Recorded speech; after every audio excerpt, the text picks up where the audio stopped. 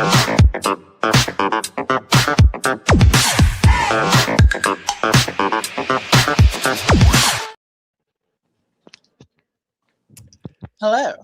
Hello. Hello. All right, there we go. Technical issues resolved. Hello, Clinton. Greetings to you. And for the wall of shame, shiny plastic people, Chris, shiny plastic people. Yeah, that's right. Was going to join us this evening to discuss Masters of the Universe. However, his stank ass had to go see the Supergirl movie tonight. So whatever, Chris. Rude. I had a great intro promo lined up for him too. Yeah, and since he'll never be back now, Ever. Yep. Ever. Yeah. Wasted. It's wasted. I've already scheduled a Sunday.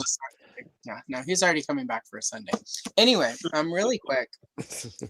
Let's say hello to our guest, the one and only Dad at Arms, Colt. Hello. Hello. Thank you for having me. I'm happy to be here.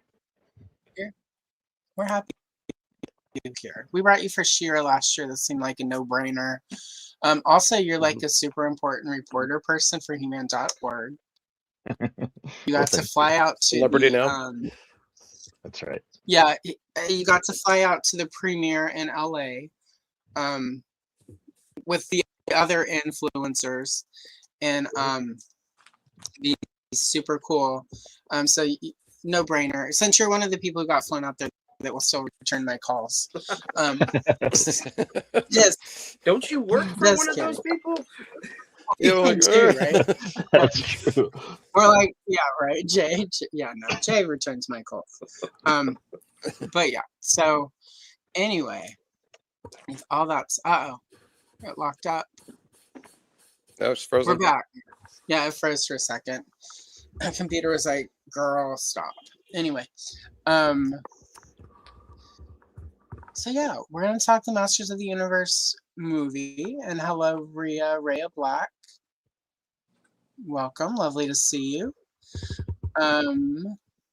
Yes, that is correct, Quentin. And so we are going to do spoilers. So if you haven't seen it yet and you're watching, you may want to skedaddle, or we're gonna ruin it for you. It's also on pirate sites, in case you're curious. Hi, chat. Yeah, is it already out? Oh yeah. Oh, the pirate sites had it. Probably somebody snuck their phone into the premiere, I'm sure. So all the people who have been complaining about the movie for over a year now can now go watch the movie without having to sell their soul, apparently. Apparently. Allegedly. Such a terrible task that was. My God. I will say. Oh yeah. I've been following the numbers, and Motu over on Sunday, I want to say Sunday, made like $5 million that day, and actually did better on Father's Day than most of the other movies. It had like over 30% rise in ticket sales on Father's Day. It was pretty cool. So it's worldwide. The things that I like, son. Yeah, I think that's what it was. Like it is the Father's Day thing where it's all like you will enjoy. Yeah, He-Man, and He-Man will enjoy you. But like we're going to He-Man. And probably also a lot of kids took their dad to see it. You know, like, Dad, you used to talk about this from when you were a kid. You wouldn't shut up about it. Shut up. Here, when you leave me alone now. Well, and also I think the word of mouth has been pretty good. Like, I haven't seen a lot of bad reviews. I've seen reviews where people have, sort of mixed reactions, but I haven't heard, like, other than the people we expect such things from on the internet, I haven't seen any actual awful review where people just hated it vehemently. I think that's what's so funny to me. Like with He-Man.org stuff, I've been working on an article. I haven't posted it yet, obviously, but I've been working on an article where I've been compiling like fan reactions to the movie and like talking to people like who are, big names in the community who have been there for, decades and have done, you know them by name. And like everybody, not everybody, I mean, there's a few that didn't like it, but for the most part, the vast majority of fans dig the movie. And so it's Yeah. always funny when, you know, you delve into the Twitter verse and you see people talking about how the fans hate it. It's like, well, what fans are you talking to? Yeah, It's, who are you Right. talking I about? know. Yeah, they're the ones. Fans. Yeah. It's like, okay. It's Well, the you know. Revelation and Revolution fans who are like, this shouldn't happen because blah blah blah. And I'm like, did you read or watch the cartoon Well, here in question? Yeah. Do you know anything? I can't remember if you and I chatted about this Colt or not when we did that last stream. But I know, like, in a production meeting with Jay, this came up. A lot of the people who hated, finger quote, hated Revolutions and Revelations, who also disliked the movie, were saying very complimentary things about Revolutions and Revelations. Like, suddenly, years later, they were so much better than this movie.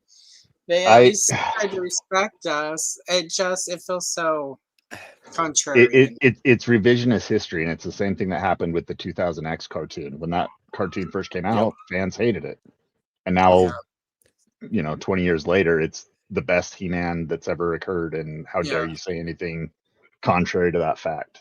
It's like, no, I remember everybody complained about Adam being too small. Everybody complained about the sword. Everybody complained about the twirling of the weapons and the anime influence. Like, Yep. we have short memories as He-Man fans, and it's ridiculous.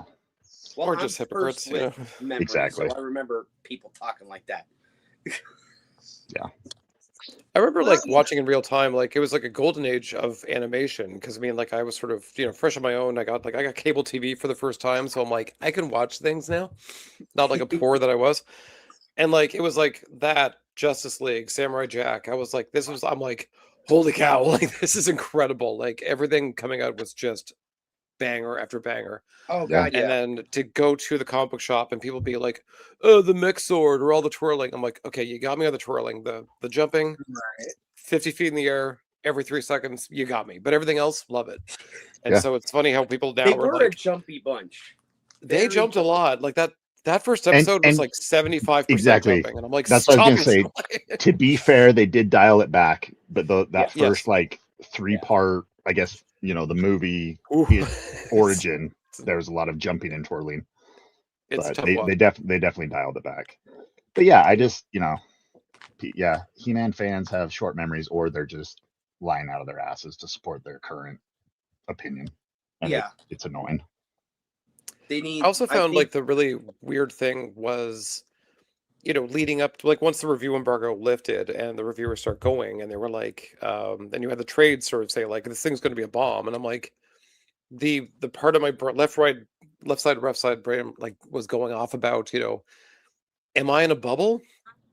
Am I a fan? Am I like blinded to the reality that this won't do well? Or because the thing is too, like even based off of the trailer, based off when I did finally see the thing, I'm like, this is the perfect summer blockbuster movie. This is even if you're not a fan, it's like it's very easy to go in and just enjoy it. And it's and I said much like the Street Fighter movie, this is dumb summer blockbuster fun. Like this is a no-brainer for people to go. So like there was that shock when it didn't explode. I was like, I'll show you. I was like, like all weekend, I'm like, no, it's gonna like explode out of the gates, and I was wrong. Like, I think that's kind of the difficulty with this franchise is, you know, it went gangbusters in the 80s with the toy line making billions and billions of dollars, and then it had the drop off, and it's never regained that kind of relevancy since, and it's been a niche IP, you know, through multiple reboot attempts. Even, you know, even the much historically celebrated 2000X show, you know, didn't. And frankly, even great. like the reviewers would say like, oh, it's been a dead franchise, and I'm like, it's got a new show every like 5 to 10 years. Like it's always had something.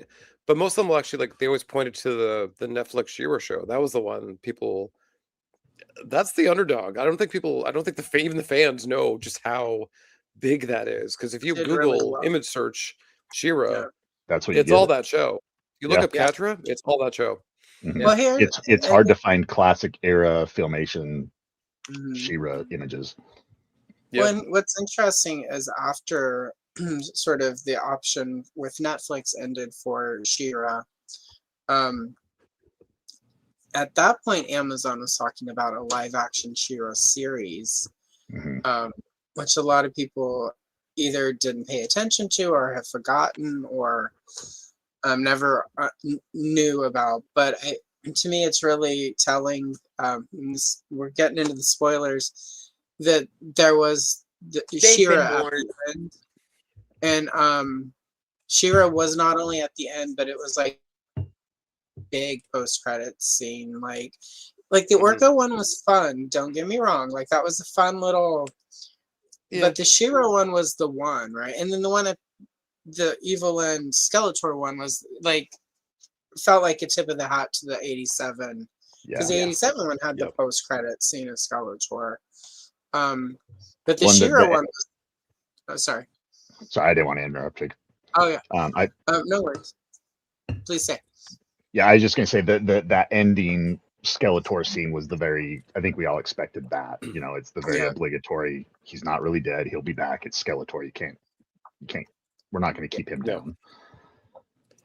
So, I think we all fully expected, especially the week or two leading up to the movie, we're like, She-Ra's going to be in it. Like it's just And I think again because of the success of the Netflix show, but also just because you're like, it looks like we're compressing a lot. It's like, I mean, I've got some thoughts about the movie itself kind of thing, but I'm like, you're setting it up.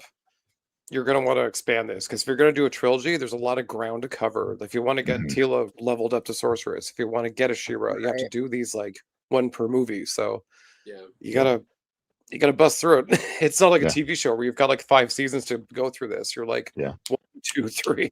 Yeah, let's get moving. It feels like Amazon though, because they wanted to do the She-Ra movie, sort of looked at because the main sort of negative feedback that I paid attention to that was valid about the She-Ra DreamWorks series. Anytime some dude was like, she's not sexy enough, it's like, she's 16. She is not supposed to be sexy to you. Like, she looks like an athletic 16-year-old who does gymnastics. We're good. Like, stop being weird. Yeah. It's the same people when, like, Lola Bunny wasn't sexy enough anymore. And I'm like, what are you saying? Like let's just break down what you're saying here. But the irony of it all is it's also the same people who are complaining about Teela wearing pants in the new movie and not showing enough leg, but then they're also complaining about the Fisto jokes. And it's like, well, pick a lane. Like, you're either, like you can't complain about Teela showing skin because you want to see Teela showing skin, but then you're also complaining that the Fisto jokes are too lewd. Like, it's stupid. Right. It's like, grow up. We're 40 years old by this point. Come on. Exactly. But my sexy cartoons aren't sexy enough, and you're like, okay. That's friggin' weird. Like, it's one thing when you're like, we constantly make this joke on the pod. We'll mention a female character, and 9 times out of 10, it's an animal hybrid. So like Gadget from Rescue Rangers, Cheetara, Cleo from Cadillac Cats, and Jason will always make the joke, was that a sexual awakening for you? That's funny. And some of that stuff was sexual awakening. Some is true. When we were kids. But when you're like, I don't know, 40, 45, and you're upset that a 16-year-old cartoon character isn't sexy enough, I think you really got to take stock. Right. Yeah, and that's where, again, too, like you took time out of your day to jump online and scream about this into the ether, and you're like, I wish I had your problems. Like, God, I wish I had your life. Like, I mean, I've got actual things I got to deal with, not that. I will trade this bullshit right here for being upset. Oh, no, I'll stick with this. I don't want to be that guy that talks about a 16-year-old animated girl not being sexy. Screw it. Give me the nerve pain. No. Yeah. Also, I mean, like, spoiler territory. I mean, like, the way She-Ra looked from, the back, which insert your own joke here, but I mean, like, and the Fright Zone, frankly, the Fright Zone was spot on filmation. But I mean, I'm sure they'll change the costume and the actress for a sequel, which I think we're getting. Especially after she leaked it. She spoiled it for a lot of people. That was funny. I was like, oh, hey, there's this model posting all these pictures and stuff. I don't think that's supposed to be out yet. Like, hey. But I still got the screenshots for the website. So but also, like, if she was hoping to get the job, That's not how you do Probably it. not. But then she just posted a thing where she's like doing sword training. Like one of the just a few days ago, she posted a video of her doing sword training. So who knows?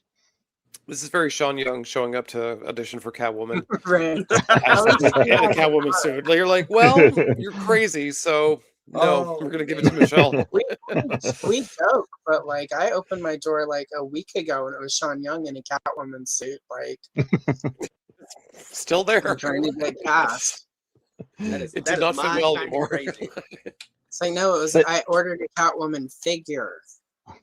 Action figure. It's already Michelle Not Pfeiffer. this. Here's a That's paper awesome. bag. Act your way into it. Anyway,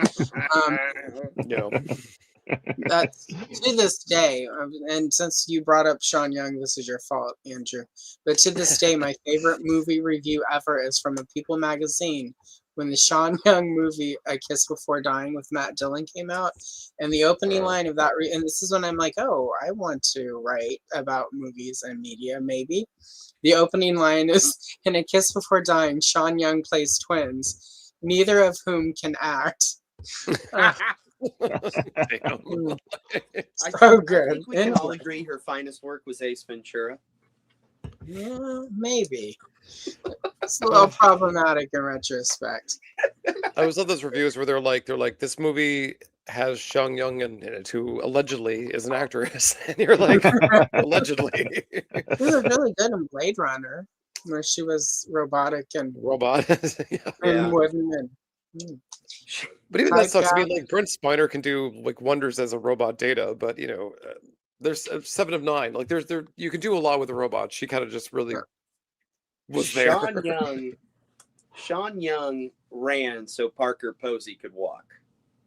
Sean Young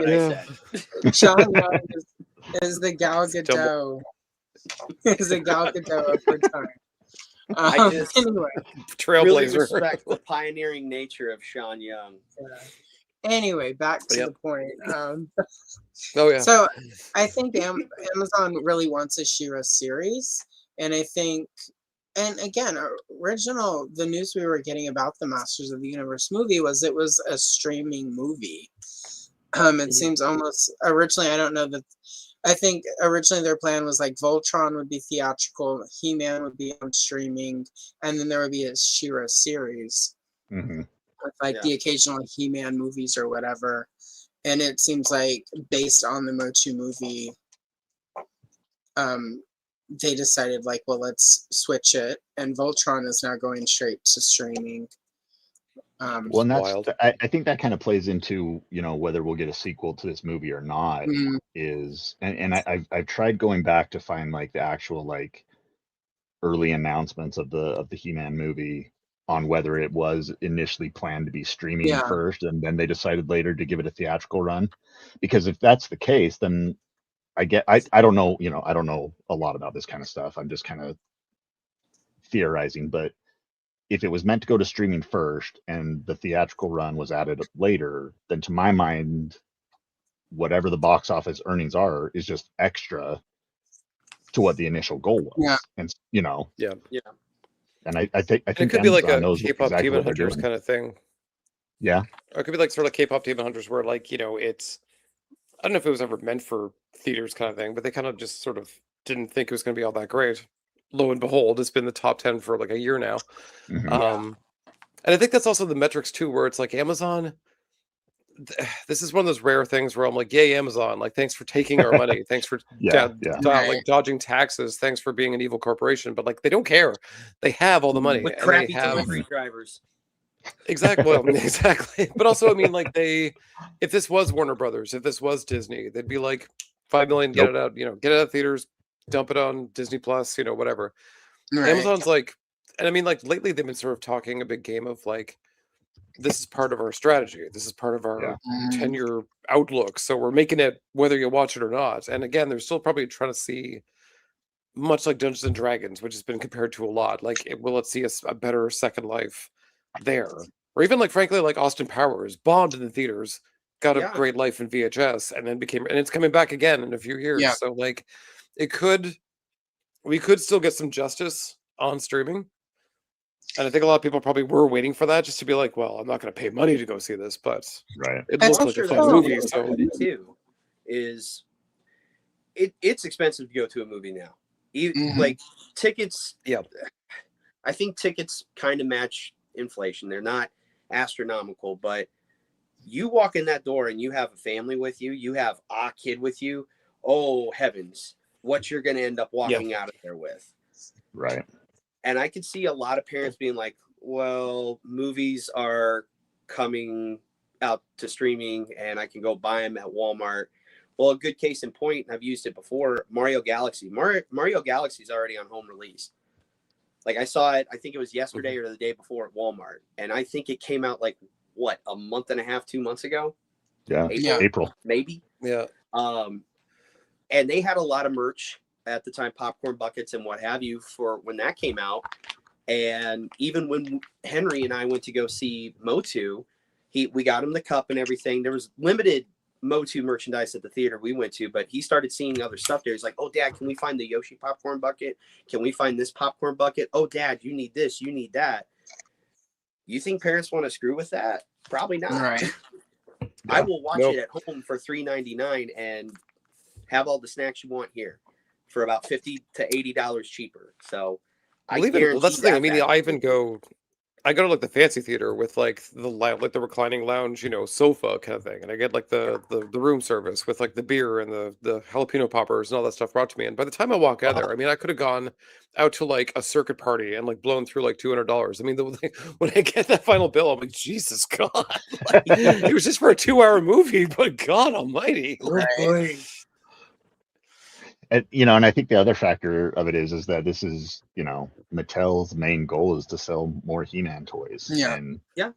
I mean, with Amazon backing it, and I mean, how many exclusive movie related Amazon toys are there? There's the 4-pack of the core Mhm. figures, there's the Sky Sled pack with He-Man packed in.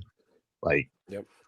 I feel like it's all part of the plan, and I think we're gonna be just fine with the sequel, honestly. Well, And also also, too, like I mean, like the K-pop Demon Hunters kind of thing. I mean, it is a kids movie, and I think once it's on streaming, will like Moana, like all those those babysitting movies.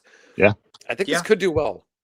I think this could do very think so, well. Like, and too. that's the thing. But when it comes to kids movies, it's a repeat vote because that's the thing. I mean, when I was a kid, I'd watch Beetlejuice at least 5 times a week.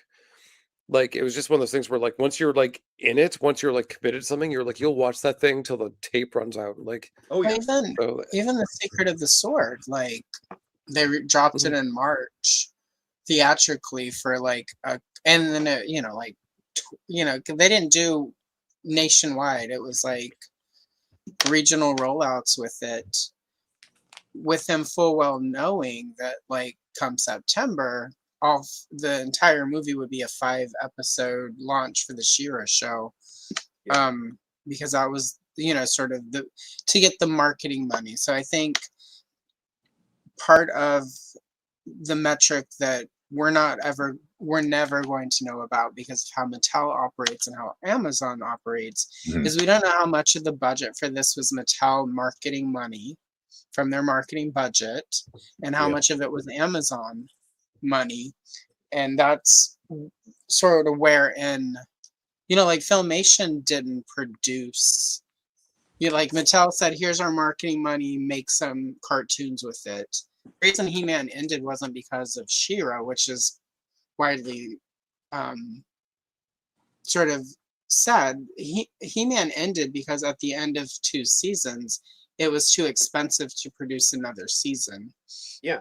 And so with the marketing money Mattel had, they said, oh, well, let's do She-Ra, Princess of Power, and He-Man can like be in that. Mhm. So like that's sort of, again, it was Filmation, despite Lou Scheimer and Filmation Studios wanting to make a good product that would, and like imbue some of us with good morals. Some of us on the internet have proven we did not pay attention to those didn't BS. listen. They turned it off before the moral hit. Yeah, right. They were already out in the yard beating each other up. Yep. Kicking But the dog. but despite that, at the end of the day, the thing was Lou his whole motive, and Erica has spoken, his daughter has spoken to this in a couple interviews, where like when Mattel showed up, yeah, we're gonna take it because, and if we do it this particular way, he could get so many weeks of work out of that, and that's so many weeks where, like the animators were employed, the animators had insurance, the animators could make their mortgages and their car payments and their insurance and like car insurance and stuff. It was always Lou's sort of outlook was like, yeah, let's make something entertaining, something educationally interesting that will help kids be good. But at the end of the day, it's like, how am I going to pay all of these people that work for me? Right. And I But also think, importantly, like the marketing apparatus as it stands now, that's not what that was. They created it yeah, accidentally. Mhm. yeah, Like they were sort of like, we're just making like a toy commercial, and then Lou Yeah. was like, let's make it, and sort of kind of Yeah. calm the angry moms. Let's make it like educational and get some moral Yeah. lessons kind of thing. They were trying to like skirt the new Reaganomics, but like this pipeline of toy to cartoon to Yeah. pencil case to all the stuff that wasn't there. So Yeah. they like literally like, I mean, Star Wars sort of like laid the groundwork, and then He-Man, Joe, Transformers really solidified it, and then Well, and everything since then is based off of that. well, they took the model and flipped it, whereas Star Wars is the product, and like the movie, that's like what engaged everyone, and then, well, let's make stuff related to that. Whereas with He-Man, it's the opposite. Let's make all the stuff and then give you something to engage with to keep you. So it's sort of the inverse, and nothing wrong. I mean, it's interesting, because Mattel had Barbie, and for decades, Barbie didn't need any of that. Like the Barbie and the Rockers, the original origin of Barbie and the Rockers is in one of the coloring books that I have. That like they didn't even release storybooks at first. I mean, not that they had time because they were ripping off Gem and the holograms, but at the same time, the origin of that, how Barbie joins the band, she goes to a record store and runs into Diva, aka Midge, and Diva's like, "Come audition," and then Barbie's now the lead singer of an existing band, and they tour the world and they're famous with gold records. And Ken brings the gold record at the end because apparently he works at the record company. But that's the origin because Mattel, because for so long, Barbie didn't really need a story for many, many decades. And it's interesting. We get a Barbie story within the last 10 years because suddenly that is a component of a successful, even for Barbie, you have to start adding some lore to it at some point. So I think that, it's something that, and it's cheaper to do this kind of marketing in this day and age than to like, I mean, who the heck is watching TV to watch a toy commercial on, streaming? Like, who's buying toys? Like, except for us. Yeah. The kids last weekend, when was the last time we were at the store? I went to both the Kroger, well, Fred Meyer up here, but it's Kroger. I went to the toy section at the Fred Meyer, and I went to the toy section at Walmart when we went, because we shop in four different grocery stores in this economy.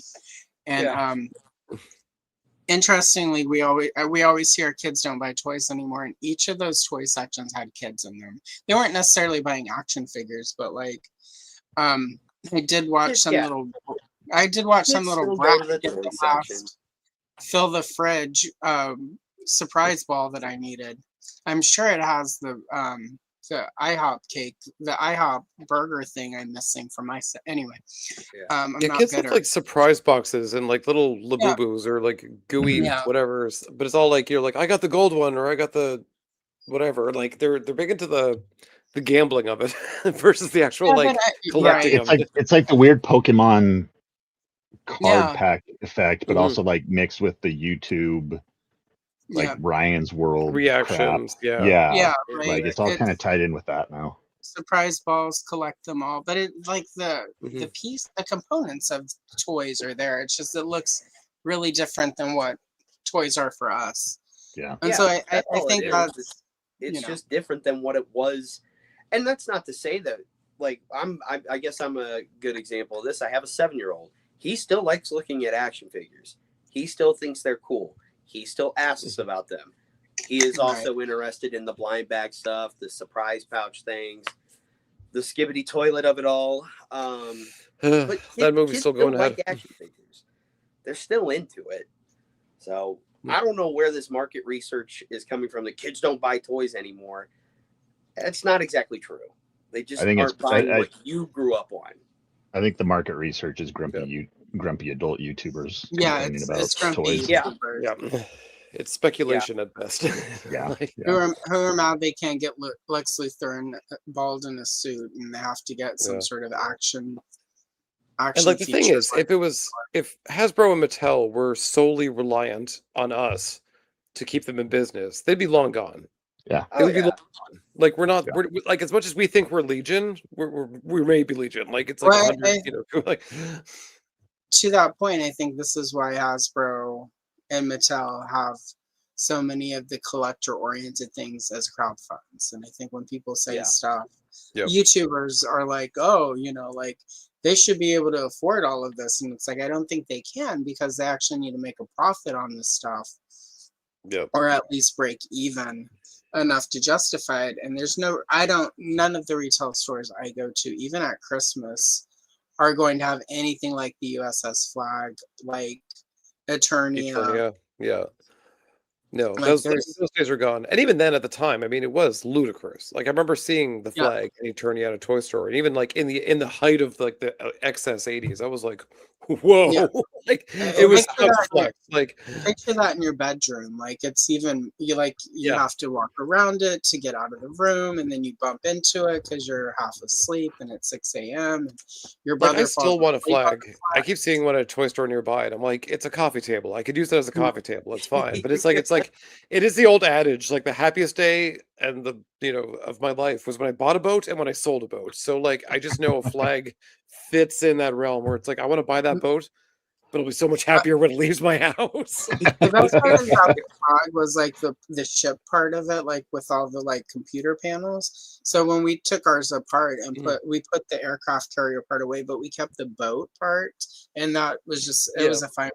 I put it with my GI Joe. That's what I want. I want the bridge. The bridge is wicked. Everything else is just a platform. I hate it. Like I don't need that in my home. Hello. Really quick, let's do some hellos. We're just gonna gab people. It's the 4 of us. Hello. Oh, that's me saying hello to Nolan. Sorry. Hi, Nolan. We're official, you guys. Nolan's here. Kiss My Grits, Florida. Hello. I'm thinking if they reboot Jim and the Holograms and they don't make the mistake of trying to update it, I think it'll be fine. Yep. This is the case where we need a literal 80s timepiece that's literally adapting a cartoon. Oh, hell yeah. I don't need any original. That'd be clever. I understand why they went the route they tried with the movie and had the director that they did, but nah, man, if you want to do a good Gems movie, it's like you got to do this in the 80s, and it's Nobody needs JoJo product of the time. Lean into it. Yeah. I think the only way you modernize it is if you, and this wouldn't even be that modern because this idea is dated. But if you did like a modern take on it, and it's more like a VH1 Behind the Music, but even that is dated. Yeah, that's true. But at least that's when like MTV was still and VH1 was still a thing. Like I mean, it was very MTV generation, and I mean I just don't. You can't do that now unless they're like, and they tried that. They were like, oh, they're YouTube sensations. This is boring. Like just do like, just glitter and drag queens and cocaine and just go 80s, go hard like the 80s. Agreed. And you gotta have Hector Ramirez in there somewhere. Exactly, and he could be like the Nick Fury of the Hasbro verse. Jim's enemy has to be together a team. Nick Fury. It's got to be a rich man in a suit trying to steal the record company away from her. Or if he was like the evil like Nick Fury, he's like he introduces like jazz or pizzazz to I don't know, like one of the Inhumanoids or something like that. I'd be like, yes. Tendril has access to pizzazz now. They're unbeatable. No quip. Stop trying to update it for the kids. The kids can either like it as an 80s timepiece or no. We could do the gem dance. We should talk the movie now that we've talked marketing. What Amazon. real quickly yeah. before we get into it, I just wanted to ask, since we were talking about play sets and crowd funds, Yeah. did anybody else get their shipping notice for Skeletal Lady Slither from the Snake No. Layer crowd fund? I seen have, it. but they're apparently going to ship her out separately. Yeah, so I got the shipping notification yesterday that she Okay. has been shipped, but that's the Okay. only thing that's been shipped. So she's on her way. Well, oddly enough, I called Mattel Creations today because when I bought my Snake Lair, I wasn't logged in. I bought it a different way. So if I Mhm. log in, I can't see it under my orders. Your So order I called history. to get Oh, yeah. my order number and stuff. And the lady also mentioned apparently the Snake Lair itself is supposed to ship in November. So That's wild. I got to figure November. something out. Yeah, So yeah. it really makes me wonder why they're shipping out Lady Slither right now. That's how they did it with King Grayskull. Is He- it? Did they? Yeah, he shipped. He shipped around this time, are comparable, and then like 4 months later was when when Eternia started shipping out. Yeah. Okay. Yeah. I think it's just because like there was no way to fit it all into the same box. It was, yeah. And Also, Yeah, I that mean, like makes she's sense. probably done. Like she's basically a repaint, so they're like, we're Yeah, not letting yeah, her it's not sit in a hard. warehouse for like 9 months while Well, you know, also just get not her out. everyone. Well, it does make sense though because only early bird people got that. Oh, that's right. That's So- right. It was a So tiered thing. not everyone who's getting the Snake Layer is going to get Skeletal Slither. Lady Slither. So it has to go out separately anyway. And figure, I mean, she's not a full repaint. Like Betty. she's got several new, like her torso I think is new and the head sculpt is new. So Mhm. and torso's, like it's pretty significant. So The moral of me bringing up that story is that we're one step closer to the Snorse, and I know we're all very excited about the Snorse. Yeah, like So. last summer was the summer of the Snorse, and I just would not shut up about it. And It was so Did it- fun. Did the I Snorse just, make like, it? I you would can't message Snort- me. You would send me like Snorse memes. I'm like, stop it! Like I have to stop talking about it. Snorse Yeah, Girl you're Summer. It I just couldn't made me remember laugh whether so the- much to lean into the absurdity of it. It's like, yeah, I'll Snorse. embrace Snorse Girl Summer. So So- correct me if I'm wrong. The only thing with that didn't like fund or whatever was the Pythonus, right? We did get Yeah. the Snorse. Okay. Mhm. Yeah, we got the Snorse. Okay. Yeah, Snorse was Yeah, the. I'm still like, I'm a classics boy, so I still want like a 7-inch Lady Slither, Yeah. and Oh. now a Cool. 7-inch Snorse. Hopefully so we I'm get like, it with Chronicles. She's on the box art for King Grayskull. Yeah, okay, I'll be down for that Oh. because Chronicles is actually superior to Masterverse, so I'm actually happier with that because Chronicles I is did not like just- Masterverse. Chronicles is Chronicles just was like really 2.0. nice looking. Mhm. I don't know. They were like, it's like the McFarlane of He-Man lines. I don't know. There's something about the proportions. I didn't like it. I didn't care for You it. didn't So care I for just, I was, no, the only thing I really picked up was like Sunman because he looked great, but like, Mhm. I didn't want any other figures. So I got him and I'm like, there's something janky. Like, it's not quite right. So on this Is note, that the new DC? yeah, this is the Mattel Flash from the kids line, and I'm going to Oh, I got say that that too. if Masterverse had the articulation this I think $12.99 figure did, I think most people would like that had complaints about Masterverse would have been fine because this is for a $12 figure. This thing has some great articulation. Yeah, Like, I wasn't gonna I- buy Core, but then I got Flash, and then I pre-ordered. I think Joker's coming, and then I got that 3-pack with like Nightwing, Bane, and Batman. And I was just like, these are like the face sculpts are great, like the proportions are good, and again too, like I every time like for years I wanted to buy the only good non-superpowers DC line was classics, but every time I picked one up, I'm like, bleh, like I hate it. I hated them. Like it was just Really? absolute toxic in my hand. So like I would pick up like Wonder Woman, I'm like, this is a hateful figure, and I would throw it back in the bin. So like I wanted something good, and like I picked up the Flash, and even with like no ankles, no what yada yada. But I mean, like he looks damn good for what it is for $12. well, I So- couldn't decide if I was going to, and then Big Bad Toy Store had them. I needed to ship my pile of loot. So I went ahead and grabbed one. I'm like, well, I'll throw that. And I think it was $13.99 on Big Bad Toy Store. So I threw it in because I was getting a ginormous box. Like all my gems and the holograms dolls were in it. My Wonder Woman, my Barbie Wonder Woman. Like it was a huge. I'm like, just let's do it.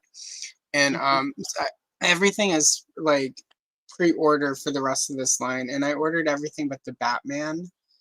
Either of the Batman, because those are available in 2-packs with Clayface and another villain. And they're better Batman.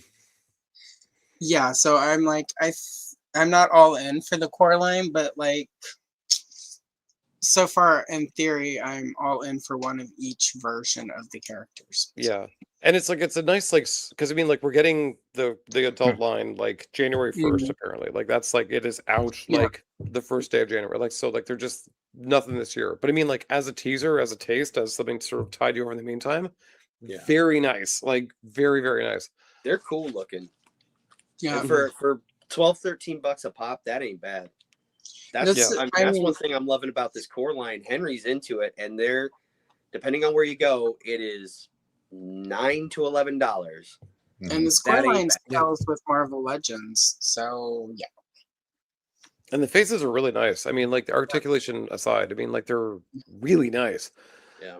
For especially again for 12, because we saw what Spin Master did for a couple of years there, and we're like, what the hell was that? Well, even the movie Coraline Tila, which is $9.99.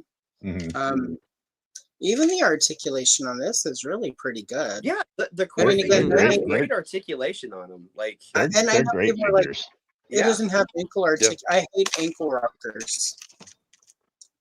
It's like ankle rocker figures their ankles always go bad and then they fall. So I just yeah. And I mean, bringing it back to He-Man a little bit. I mean, like I had sort of written Mattel off for a couple of years there. I'm like, what do you do? Like, what are you here for? What would you say you do here? Exactly. I mean, they did like Origins. They like, they were like they had Barbie, of course. Like they were still like, chugging along with like some like old, favorites. But I mean, like this past year with between like DC, Turtles, and these toys coming out that are like incredible for an incredible price. I'm like, damn, like Mattel's in it. Yeah. Right. Well, at a time where I often feel like, as a Star Wars person, for my entire life, I feel like I buy a lot of Hasbro Star Wars product, because of the another clone. Yeah, I don't buy clones. I have a really narrow at this point in time criteria for Star Wars action figures. But I always find myself sort of gritting my teeth even when it's a really good figure, because there's so much not good about Hasbro in this day and age. And I do not find myself having the same sort of I mean, it's still a big corporation run by evil billionaires or what have you. But if I'm going to give money to evil billionaires for action figures, at least Mattel seems to be trying to hide that they're evil billionaires. So yeah. And also it's like a real like sort of shot of energy in a very kind of stagnant feel. Because I mean the thing is like with Hasbro, like with their Indiana Jones, with their Power Rangers, like they were nice, they were fine, but they were fine. They were following the Legends and the Star Wars formula, and it was starting to get a little stale. And I mean, I finished my X-Men Marvel Legends, and I've been like, bleh, like just checked out ever since.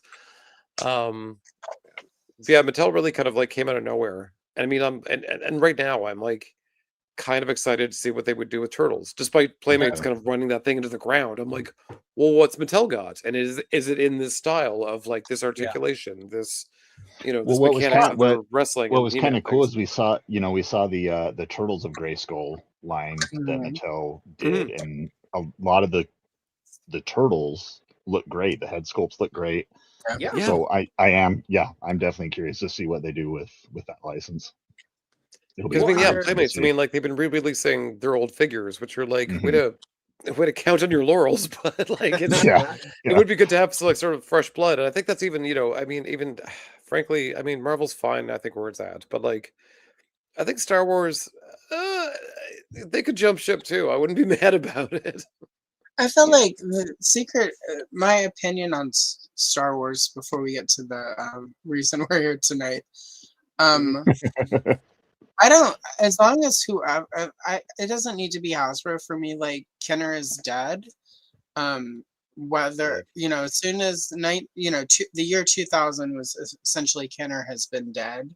Yeah. And there is a certain nostalgia for me whenever especially the vintage collection with the little Kenner thing. But I feel like if somebody were to take it over, as long as they give us 3 3/4 figures among their offerings, I'm good. Like, I would be happy with anyone, because 3 3/4 is the Star Wars. I don't care what all these Black Series people think. They're wrong. Star Wars is why 3 3/4 became the force it became. Pun intended. Pun intended. Well, that and an oil embargo. Yeah, but that's why they were 3 3/4, right? Exactly. Sunrise, sunset. I mean, we're here, there again. Right. Just in time for 50 years of Star Wars next year. But I wouldn't be sad if a new company came in, because the new companies, even if they're still doing 3 3/4, it's going to have some fresh energy. And sort of to bring it back to Motu, I feel like after it, because it was Maddie Collector, it was like fan only, or whatever, however we want to think of that. And then they real also, fans. Yeah, right. And then they licensed it out to Super 7. It feels like, though, at some point while Super 7 had it, the Mattel realized the worth of Masters of the Universe. Yeah. Suddenly somebody at Mattel was like, wait, this is actually like a good property. Funny how that works. Well, it's wild, because even on the Mattel Creations website, we were looking at this the other day.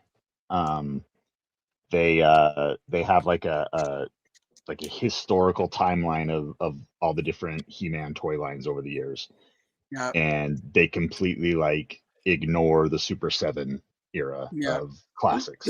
It's really weird. It's like, we're not going to talk about that because it was a blip, frankly. Because I was a collector. It was I was a classics diehard, and it was very short lived. Because the thing was, I wanted them to go harder. There are a lot of production. I mean, there are a lot of what we come to expect from Super 7. Like, there was a lot of stuff not arriving until months later. And this is before lockdown. Or like that, Filmation Tila with the hips that were 2 feet off of her body, and we're like, "What are you doing? What are you doing here?" There was a lot of questionable. And they're still using that classics buck, almost 20 years later, and it's not the best. It's not the best, guys. But it feels like after it was at Super 7, somebody at Mattel realized, wait, this is an important IP or whatever, because it was not like Origins came right after they took it back. Masterverse. I mean, granted, they did have sort of the cartoon, the Revelations Revolution, but the new CGI happened at that time. Somebody at Mattel at some point, while Super 7 was making those toys, realized, wait, we have something here that people like. Yeah. Let's do something with it. And for sort of the issues Origin has had, with that point where we got that one, the Jitsu, Buzz Off, Naked Shadows, Sorceress assortment that just got overproduced. Everywhere. Yeah. That really hung out for a while. There's a store in Portland when I go to Portland that still has that assortment. Jeez. They still have a Sorceress and a Jitsu. They don't have Buzz Off or no Naked Stratos. I bought them all. Because custom. That he was definitely overproduced, because I think on Big Bad Toy Store, Jitsu is down to about. Yeah. He's under $4. I know that. Last time I got please. Well, it got to the point where you see it, you just see him so often on the shelves and nothing else, that it's like, I hate these characters now, because I've just been oversaturated with them. I don't ever want to see him again.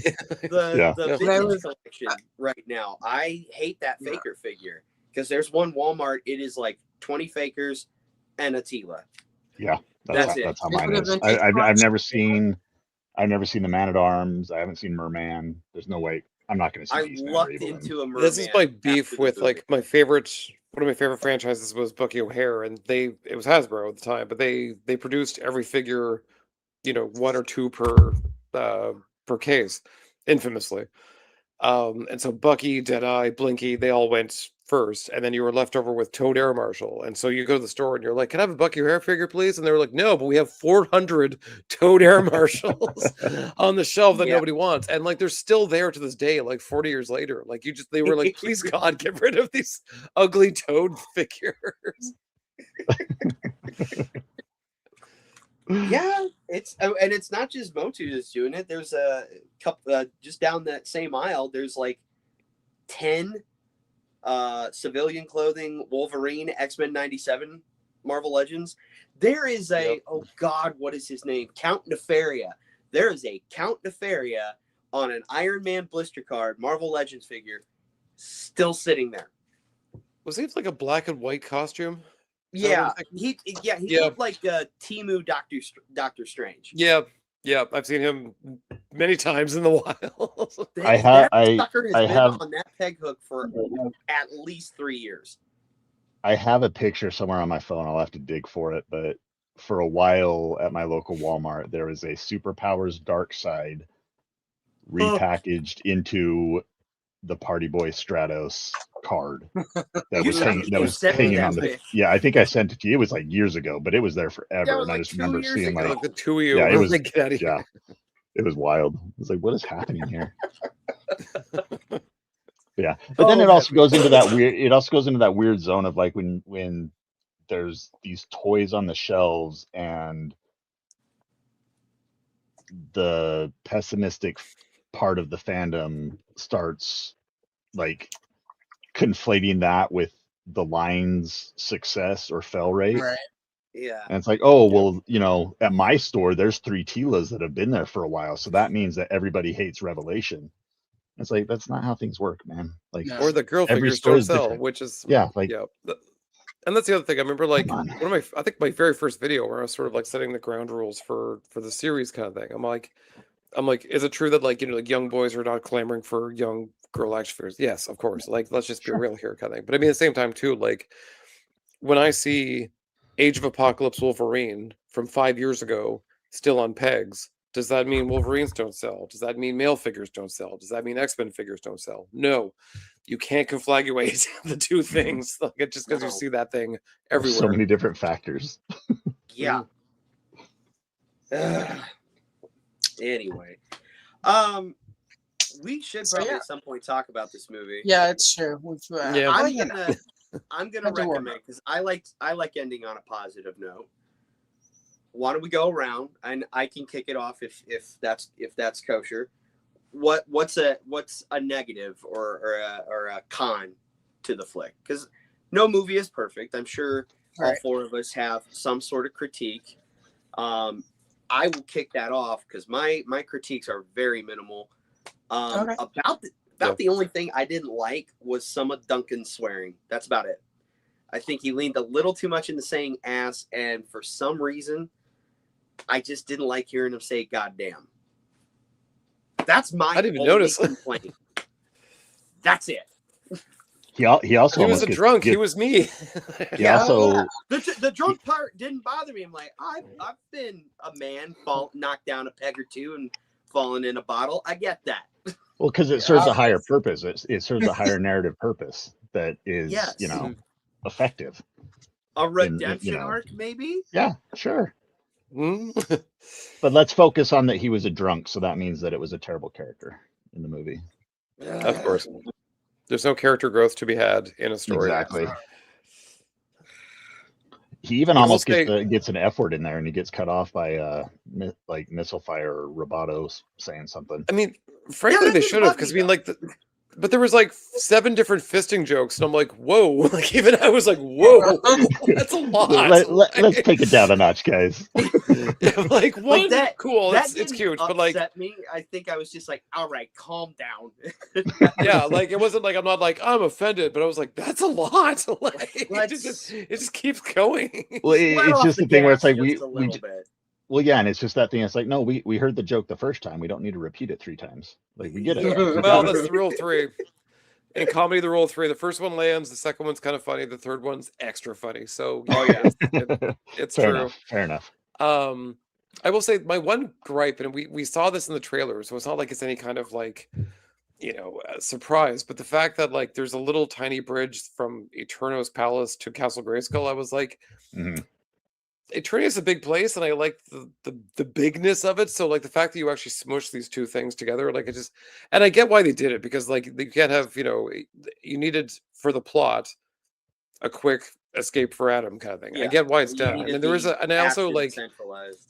my lore brain kind of goes like, well, Grayskull in theory was the former capital, and now they've Mhm. built a new palace, so maybe that kind of works in that. Whatever. It's a But stupid thing, but still, I'm like, it's right there. Like, so I don't know if it's out there yet. I may or may not have seen some content some people have made that got to visit the set, and the one of the people who helped design stuff for the movie, because again, I don't know if they've gotten the okay to post this footage yet, so that's why I'm trying to talk Tread around it. lightly. But in the footage where they're interviewing this person, there was a really specific reason why they decided to have Grayskull so close. So even though I don't necessarily myself agree with it, like there was thought put into that. There was Sure. reasoning. There was like an Oh, sure. actual, and it's very much online with what you just said about like it being the former capital. Like it was once the center of everything before over time so because that was my thought as well, like that's a little close, right? But then I saw that thing, and again, I'm more on your side. Like it should be out in the wilderness, it should be away, it should be lost, like forgotten. Yeah, like It's some It like should have. relic. It should have a. Yeah, it should have a mystique to it. It's yeah, it's sort of mysterious. like Yeah. in the It's kind of original spooky. mini comics, right? In the Yeah. original Also, I mini mean, like growing up, like I lived in like the country, so like there were like actual abandoned houses Yeah. that were like forgotten about. So I remember Yeah. this one actually, like it was right next to our house, and we didn't know about it. It was literally about like 100 feet away, and we went through the brush, and we're like, holy crap! Like there's this 2-story like colonial home next to us, and the entire thing, like the inside had all collapsed. But like that's my mind's eye of Castle Grayskull, where it's like Mhm. it's right there, but like it's so lost to time. No one Yeah. knows who even the original owners were. Like no one knows anything about it, but it's just sort of just there, like in the woods. yeah. Close to where I live, we have an old. It's an old teachers' college that had been abandoned for years, and it's like a huge complex, just these huge buildings that have just sat abandoned for years. Mhm. We used to like, you'd go up there in like high school and like sneak in and break in and graffiti the walls and Smash some stuff like windows. that. Yeah. Yeah, all kinds of fun. What is really cool though is that in the past 10 or 15 years or so, it's been bought, and the owners have turned it into a Halloween haunt Oh, each yes. year, and it's super cool because you go up there and it's like 4 different buildings that you get to walk through that each have different themes and stuff. But yeah, it's that thing There where was- it's like, oh, let's go up to the spooky Albion College and see what's going on. There was a up there. place in pretty much downtown Vancouver in the the east side, which is if you've ever been to the city, the east side is always the bad side. But it was a let's just say like an insane asylum in like the 40s and 50s kind of thing, and then they were almost too self-sufficient, so some old biddy had them closed down because they were like not costing money. They were just building, making their own food and helping the patients. She's like, get rid of it. So it shut down very suddenly. They let all the inmates out into the streets, and that's why the east side is the east side. But the actual place itself, they would rent it to X-Files, to Supernatural, to whatever for filming. And I remember I That's was awesome. on a film set one night there, and it's like it's an abandoned like asylum. So like there's underground tunnels, there's like all these different access points, and I gotta tell you, like 2 a.m, you haven't slept in like a long time. It's dark. There's weird noises. You're like, Jesus God, like it's something else. Somebody They're opened like, the there hell are now. ghosts here. I don't believe in ghosts, but I'm like, there's a ghost. There's Yeah, a they're definitely here. Like- What one more thought on the whole Castle Grayskull thing is it almost felt like it was kind of like the local. I feel like I've talked about this with somebody here before. Maybe it was you, Allison, on our last talk. But it felt like the local cathedral for Eternos. Yeah. You know, where like the sorceress is like the patron saint of the city, and even down to the point I put a post up that I noticed on my last viewing that inside the Eternos Palace on the archways, there's a stone bust Yes. of the sorceress's head. You know, Or a sorceress, or like a sorceress. It looks more Filmation than it does the actual movie sorceress design, Mhm. but it's definitely a sorceress, yeah, for sure. So it kind of had that vibe to me, where it was kind of like the local, you know, cathedral for Eternos. Yeah, without spelling it out, because there was no time. Like it felt like there was reverence for it. There was like, you know, the big statues of the kind of the elders ish, like or whoever it was, like, you know, going there. Like it seemed like there was reason. They didn't say it, and I could sort of like do the whole like mind's eye reasons kind of thing. But nevertheless, I mean, it still was like very odd choice that we saw like early in the trailers. I'm like, what a weird thing to do. And frankly, it's really all just for the plot. Like they needed to get Marlena and Adam to the castle in under 5 minutes, like, and that's it. Like, yeah.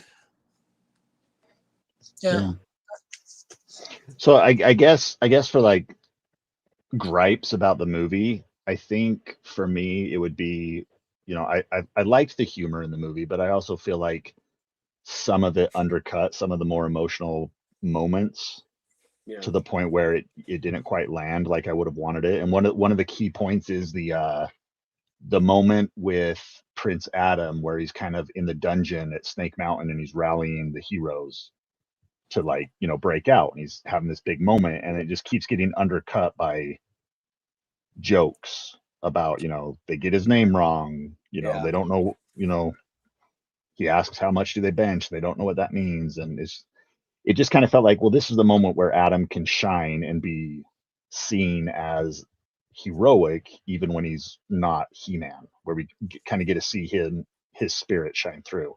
And it just felt like it was, you know, kind of undercut a little bit. You know, I still laugh at the jokes, I still think it's funny, but I just feel like it could have had a little bit more of an emotional payoff, and I feel like that specific point too was like it was ill-timed, because that old, I don't know, it's probably about like 20 minutes where there was a bit of a slog. Like it was very peppy, it was like a lot going on, and then there was like heavy plot moving things, but then also these sort of like irrelevant jokes, and I was like, we gotta go, man, like we gotta go, get moving. Well, and then it follows up right after, you know, his dad just died, and he has you know, he gets reunited with his mother and with Cringer, and then we're right back to the jokes again. It's like, let's just sit in it for a little bit. Let it land. Take away from the emotional gravity. Just like, don't Tony Stark this. Like, you don't need a little quip every time. Like, you know, look at the weird stuff, everyone. Like, well, so I think that would be my kind of my main gripe with the movie, is it happens a few times. It felt like they were trying to marvel it, but also it made me long for the days of DVD releases, where in the extras there was like B-reel extra footage, like all the stuff that they cut. Like you would get, like if you watch this is gonna date me, which obviously you know, like I'm old, but on the Charlie's Angels DVD at the end of the movie, over the credits, like they did all of the extra jokes that they didn't put in the movie.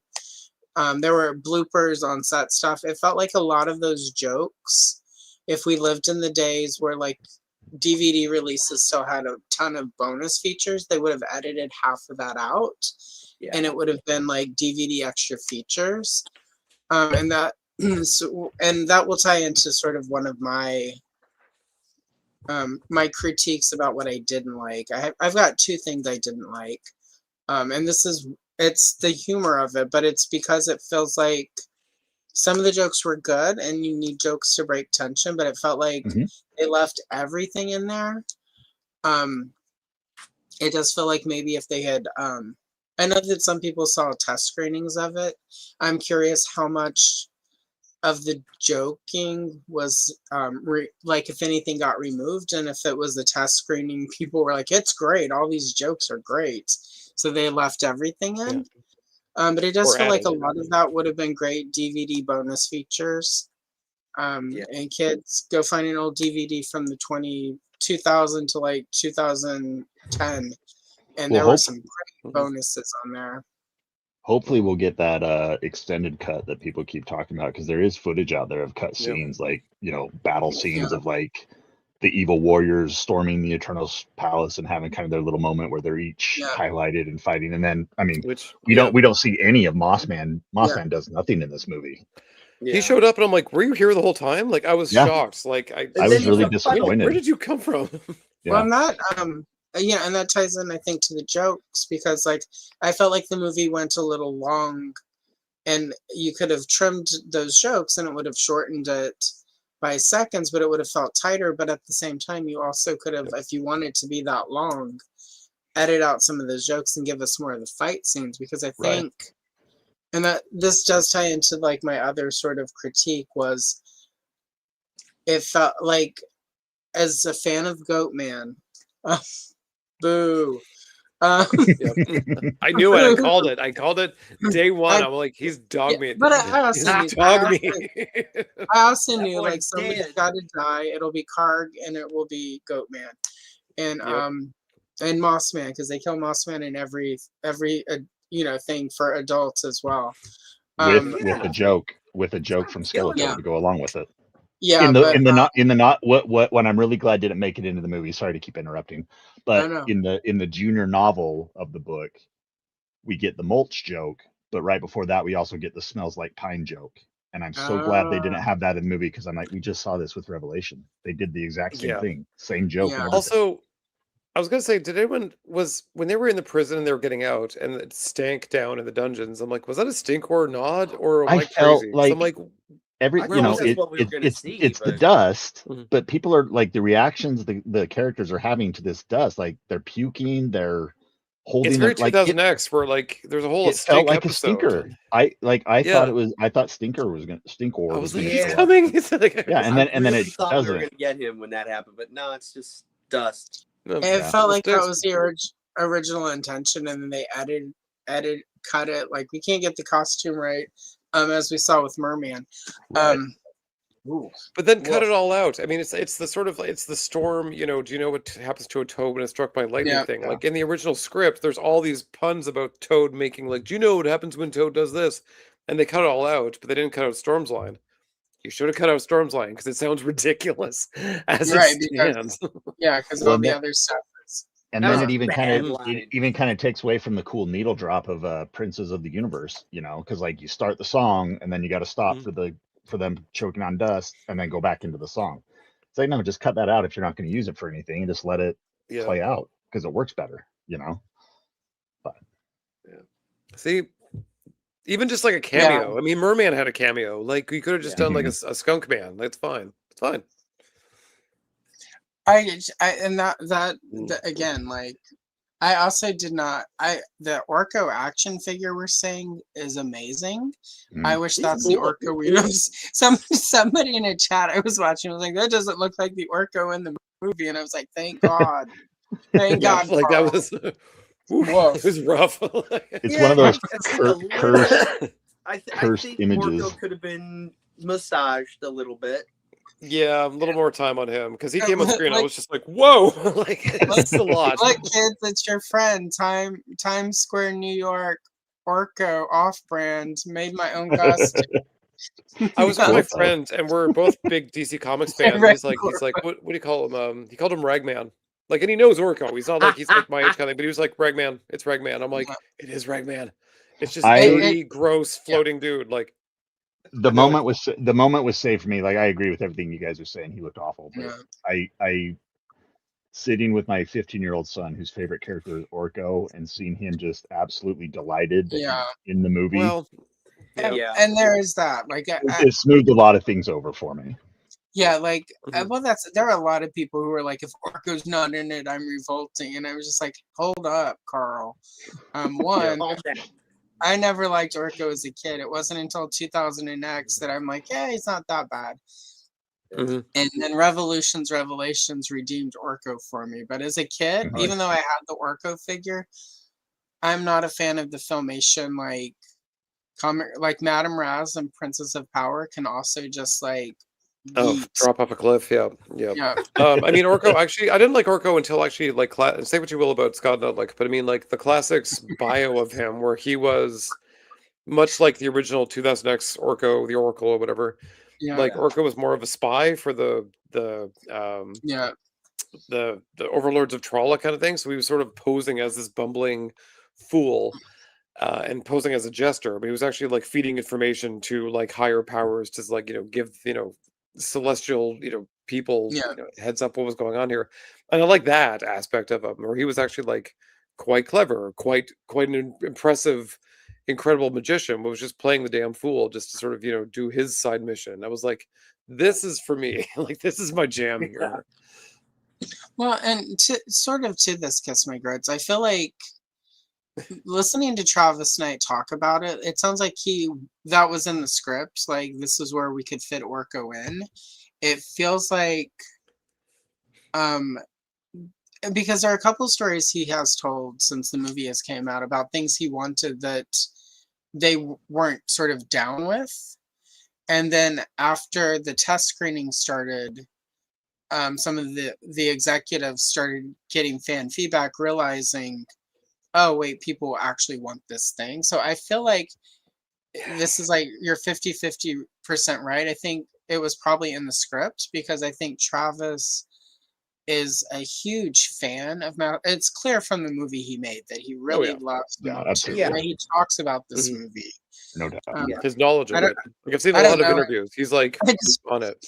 Yeah. Just for a second, I glitched on his last name being McKnight. I don't know Travis McKnight. I'm sorry I got so familiar with there. My old brain was like... Former rapper.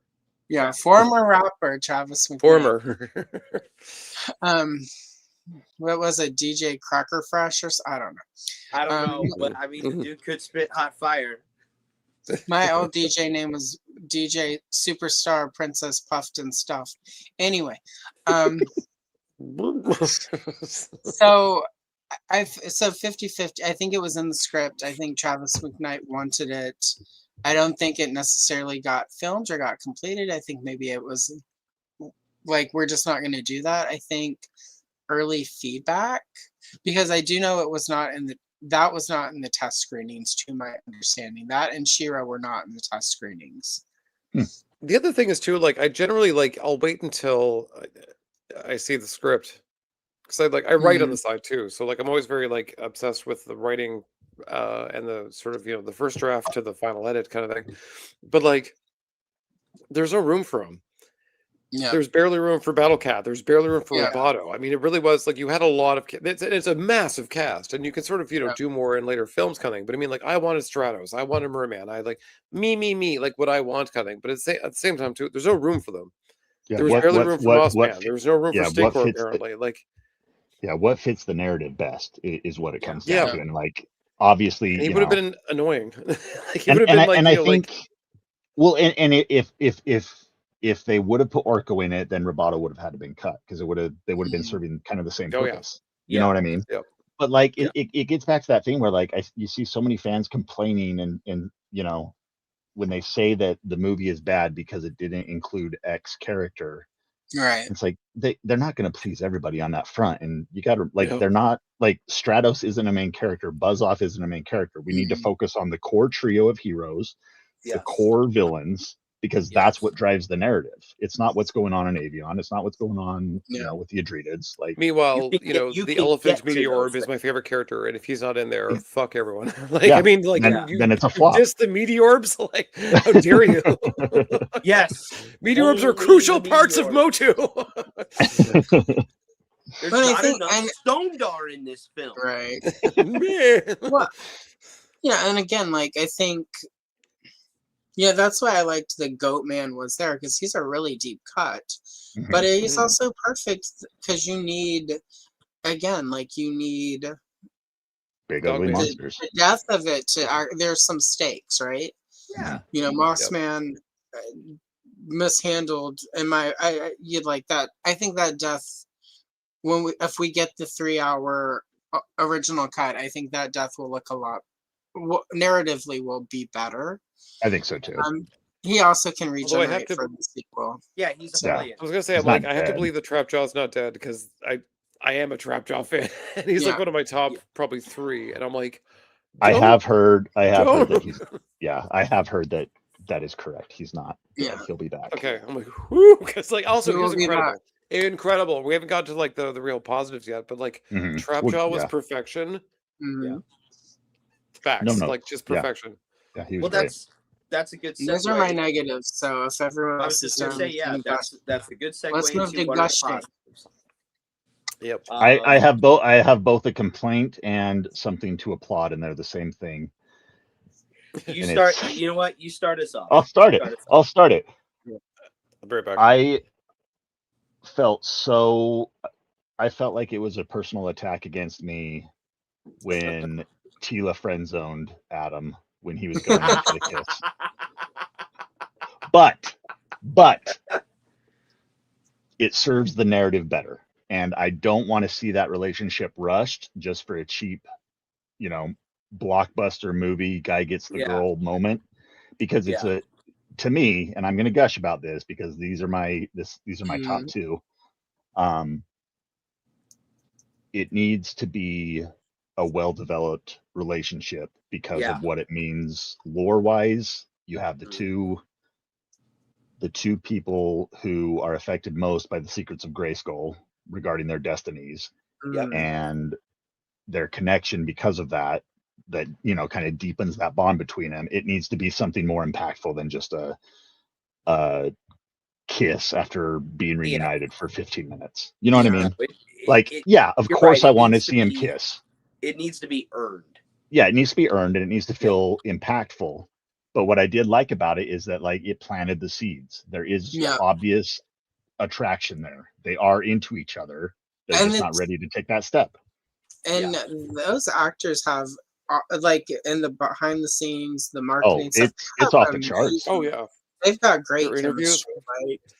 I was very much of the sir, there is no time. You guys have to go save the universe. Mhm. There's time for that later. Go save stuff. So no, I actually thought of Colt. I literally thought of Colt in the movie theater because I was like, we're the shippers, and I was like, I remember seeing that. I'm like, he's gonna be so mad. Yeah. I was like, it was such a mixed emotion for me. I was like, I get what they're doing, but I'm still mad about it. And I need to sit with it. I agree in the sense that it's based off of narrative, based off of 3-act structure, based off of again, they both have their own personal destinies that will inevitably lead them to be king and queen or whatever kind of thing. I'm like, yeah. But I mean, at the same time too, just in the moment. And of course it was her to do it. Of course it was her to do it. She's always been the more serious, the more militarized, the more it was the one she's like, I don't have time for this. For so long. Yeah. I mean, I think the scene works out perfectly. The chemistry is there, like we've been saying. They're you could barely fit a piece of paper between them. That's how close they are in that scene. And that's the thing too. That's where it actually it was. And this is what I love with storytelling, where it's all show don't tell. Yes. She's into it. You could tell from the entire movie, she was so into it, but she stopped it because she's like, we have a mission. I don't have time for this. We're gonna keep going. And you're I can't open that door. Yeah, exactly. I can't open that door yet. Yeah. But I mean, still, we know. Even if you're not a fan, even if you don't know their destiny, she was like, I would hit it. I would hit it right here in the grass. Well, you see, even without the forest scene there, you see her reactions to him doing things and being He-Man and transforming, and she is 100% into it. You know what I mean? And I love that he's when he first becomes He-Man and he keeps looking at her for approval as he's kind of showing off his new skill set. The chemistry, it's off the charts, guys. It's incredible. Also, and if we don't get a sequel, that chemistry is wasted, and it's going to piss me off. We got it. I think here's one thing. It's it's a small thing, but it's Camila Mendez plays both Veronica Lodge and Tila, and these are inside you were two wolves. I feel so seen. She's done both. I was like, oh my god, she gets me. I love it. Which one do you feed more? Do you want to beat people up, or do you want to be a like cantankerous bitch? Both. Yeah, yeah. Actually. Do both. No, they were really good together. Like it felt, Absolutely. and I also felt sort of. This sounds so weird. How I felt really vindicated for all the people who whined. She's not a real redhead. As a real redhead, like I didn't care. Like they could have Who had Tila with cares? darker hair or bleached it blonde. Here's or the thing. Here's the thing. Nicholas Galitzine isn't a real blonde. Like It's what true. the hell are we complaining about? But Like, here's the thing: the people complaining get about, over it. oh, she's not really a redhead. You're the same people that get pissed off that Man at Arms is a black guy and say, why are you changing this? Why are you doing that? But we can't go down that rabbit hole. We'll be here all night. It's also, I mean, like this is a dumb casting thing generally, where it's like, you know, people are kind of fan casting X-Men nonstop, and I mean, one of my interests is Emma Frost, who's like, again, the cantankerous bitch. And people keep throwing out like Sydney Sweeney because she's got big boobs and blonde hair. I'm like, you can dye hair, you can stuff a bra. It's more about the personality. Like you. Yeah, the amount of fan casting of Sydney Sweeney for She-Ra is driving me nuts. It's like, oh, gross. No, like, I mean, guess what? don't want her She's for a good She-Ra. actress, man. She's not a good actress. She's she's just boobs. She knows what she's People about. cast her for She's boobs. got a saucy set of boobs on her, and she knows she can flaunt it and get parts. But she's not. I think she knows deep down inside. As soon as the body and the face start going, you're probably not going to have much of a career because you cannot act. If they even look at Sydney Sweeney from like She-Ra, I'm going to Venmo Sean Young $50 and ask her to fly to the studio because get your She-Ra costume. Because Sean Young may not be a great actress, but I will say she's better than Sydney Sweeney. So better name. I think this is a good time to bring up how good of a casting Nicholas Galitzine is for He-Man. Oh, he's great. Yeah. Like I hadn't seen him in anything before this movie. This, you know, I've looked him up obviously and I know what he's in, but I've never like watched anything. And so back when he was first cast and seen who he was a slim dude. He wasn't bulked up, you know, like I was hesitant about it. But he put the work in. But more importantly than that, and I think Travis Knight has said this on occasion, he said, you know, they wanted to cast somebody who could act, not somebody who just had the body type. Yeah. You know what I mean? Because again, you can do steroids. It's fine. Exactly. But I love that it's a natural body that's not reliant on steroids and stuff like that. Again, not the Marvel where it's like everyone's on like GHG and steroids and not eating for 5 days. Like it's big. And Deadpool. Look at Hugh Jackman's ass. That's not natural. It's too much. Yeah. No, it's too much. Even like, I mean, like God, Chris Pratt and stuff like that. Like it's like look like you've had water this week, you know. And so like he's big. He's done a lot of work. Was there some assistance? Probably, but I mean, like he's a big chunky boy. But I mean, like movies. Okay, I thought you meant like but I mean, like, but yeah, that's the thing. Like He-Man's and Adam are kind of goofy in different ways. Yeah, and we kind of forget that because you think of this hero worship sort of thing, but they're both like He-Man's funny because he can lift a tank. He's like, I don't care. I think that's what's kind of fun about He-Man is when, you know, because He-Man is a persona of Prince Adam. Like he's pretending to be the stoic hero. And so it's always fun when you get to see Adam peeking through when he's He-Man, you know, and you kind of get to see more of that personality when He-Man's kind of a dork. Like I love it. Like that's my favorite He-Man. Because it's natural. It feels real. Yeah. Yeah. And that's actually another thing I did like is that like when they announced he was going to be on Earth, everyone had, you know, lost their 87 shit. Horror stories. We're like, oh God, they're gonna get like, let's get Courtney Cox and Tom Paris back or whatever. Like I'm like, no, please God, don't do this. But I mean, like I think it's fair, but at the same time, like I mean, I knew right then and there they were doing a bit of the Marvelization kind of thing where it's like you need a character to be a fish out of water. Yeah, you need someone to without like unless you were like he was already there yet. But I mean, you have to explain everything with clunky dialogue. If you have someone who's a fish out of water, you have to explain to him and thereby us.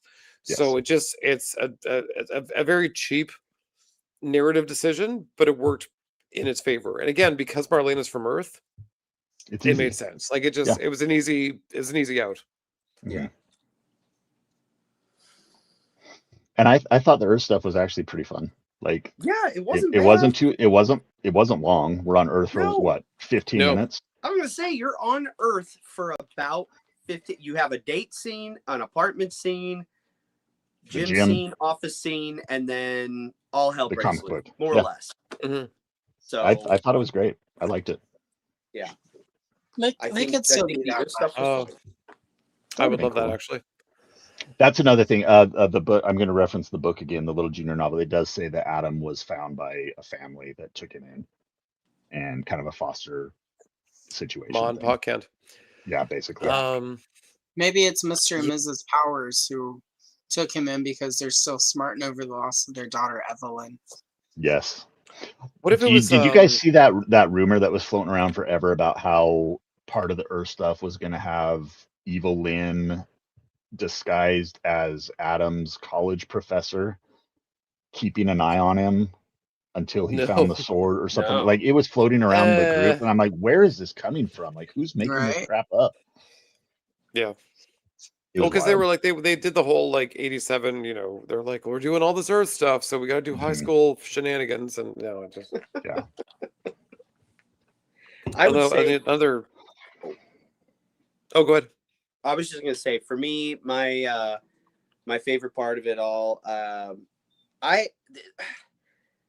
there was all that talk of like toxic masculinity and then like, oh, they're neutering guys. Like, no, to me that was very symbolic of boomer and early Gen X parents versus kind of our generation, you know, like Mhm. they grew up a little bit tougher, or they were a little bit, I don't want to say meaner, they grew up very differently than we did, Sure. and that ended up being applied to how we were raised. So we probably had dads that were harder, like Duncan and like King Randor, and in, you know, later years in their life they softened up and realized, you know, I love you very much, I shouldn't have acted like that. Meanwhile, Mhm. much like Adam, we are trying to break some of those cycles and realizing you can't go through life angry and brooding and punching all your problems and what have you. I thought that was a nice little subtext,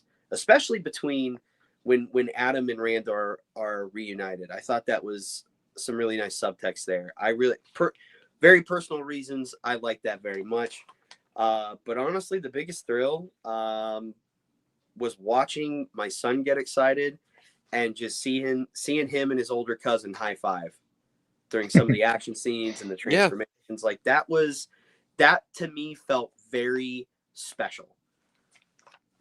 I wish I could articulate it better or use much more flowery language, but no, that felt special. Like I'm watching them high five and I look up and like my best friend and I are just smiling at each other while our kids are high-fiving and like pumping a fist in the air and getting excited about what happened in the movie. That to me That's is part my of the theater favorite part of experience this.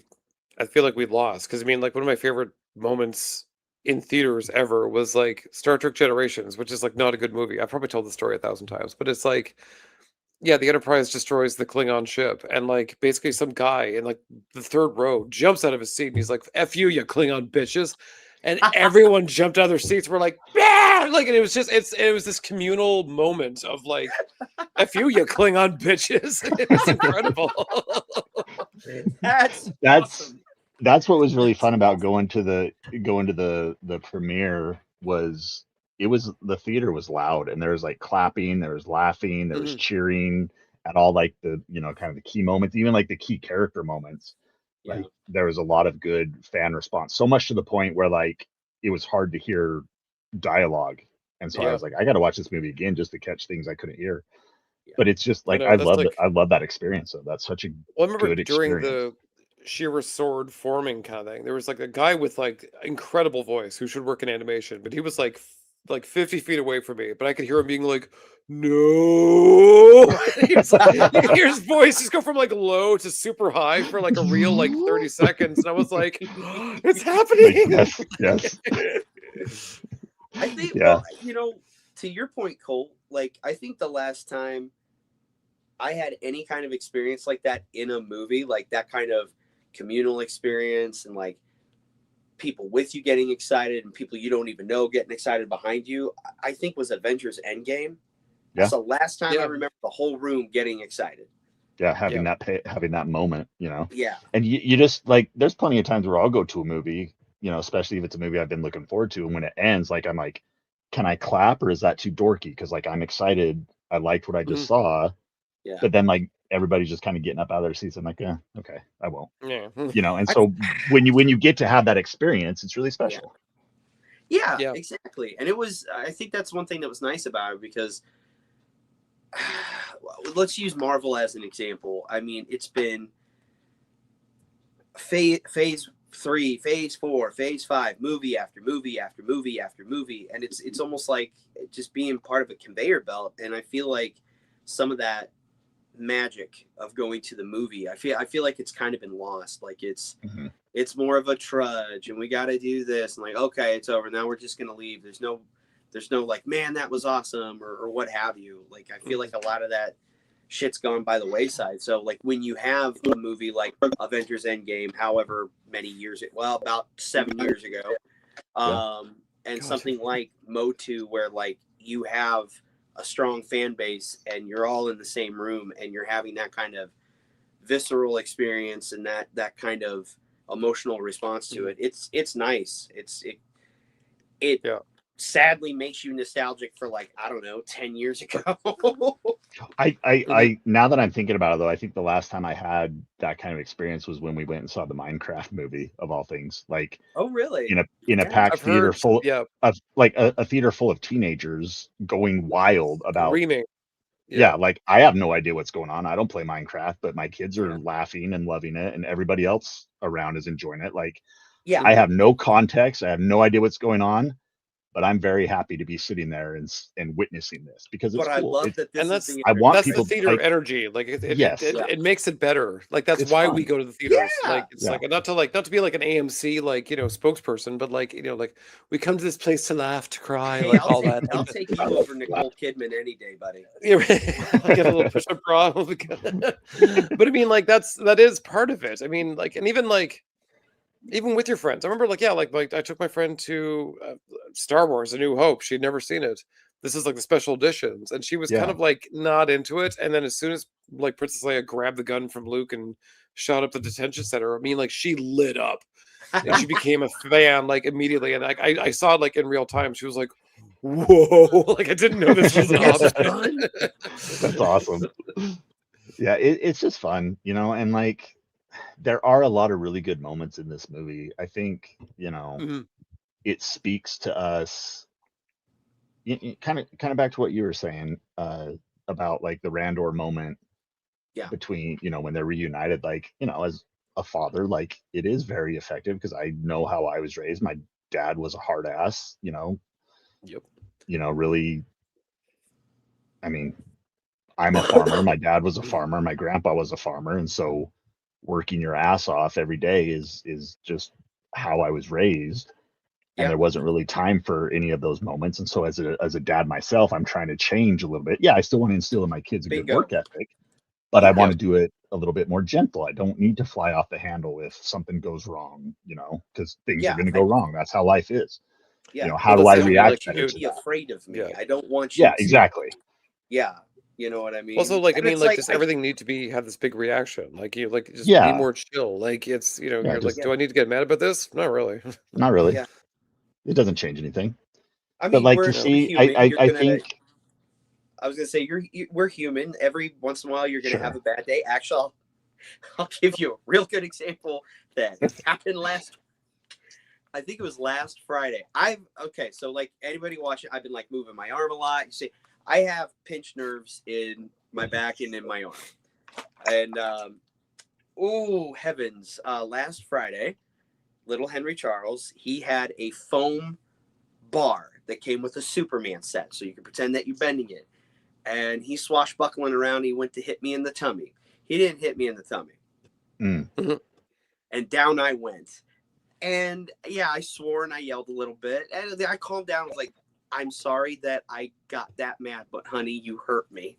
I think, that is a big difference. Like we are more of a generation that like, we'll give ourselves a little bit of grace, We know we're going to lose our temper, but we also have the wherewithal to come back and say, hey, I'm really sorry. I should have done this differently. This is what I meant. And kind of like what you were building upon there, Colt, is, you know, we see that in the movie, you know, and Randor, when we're first introduced to him, is this very hard man.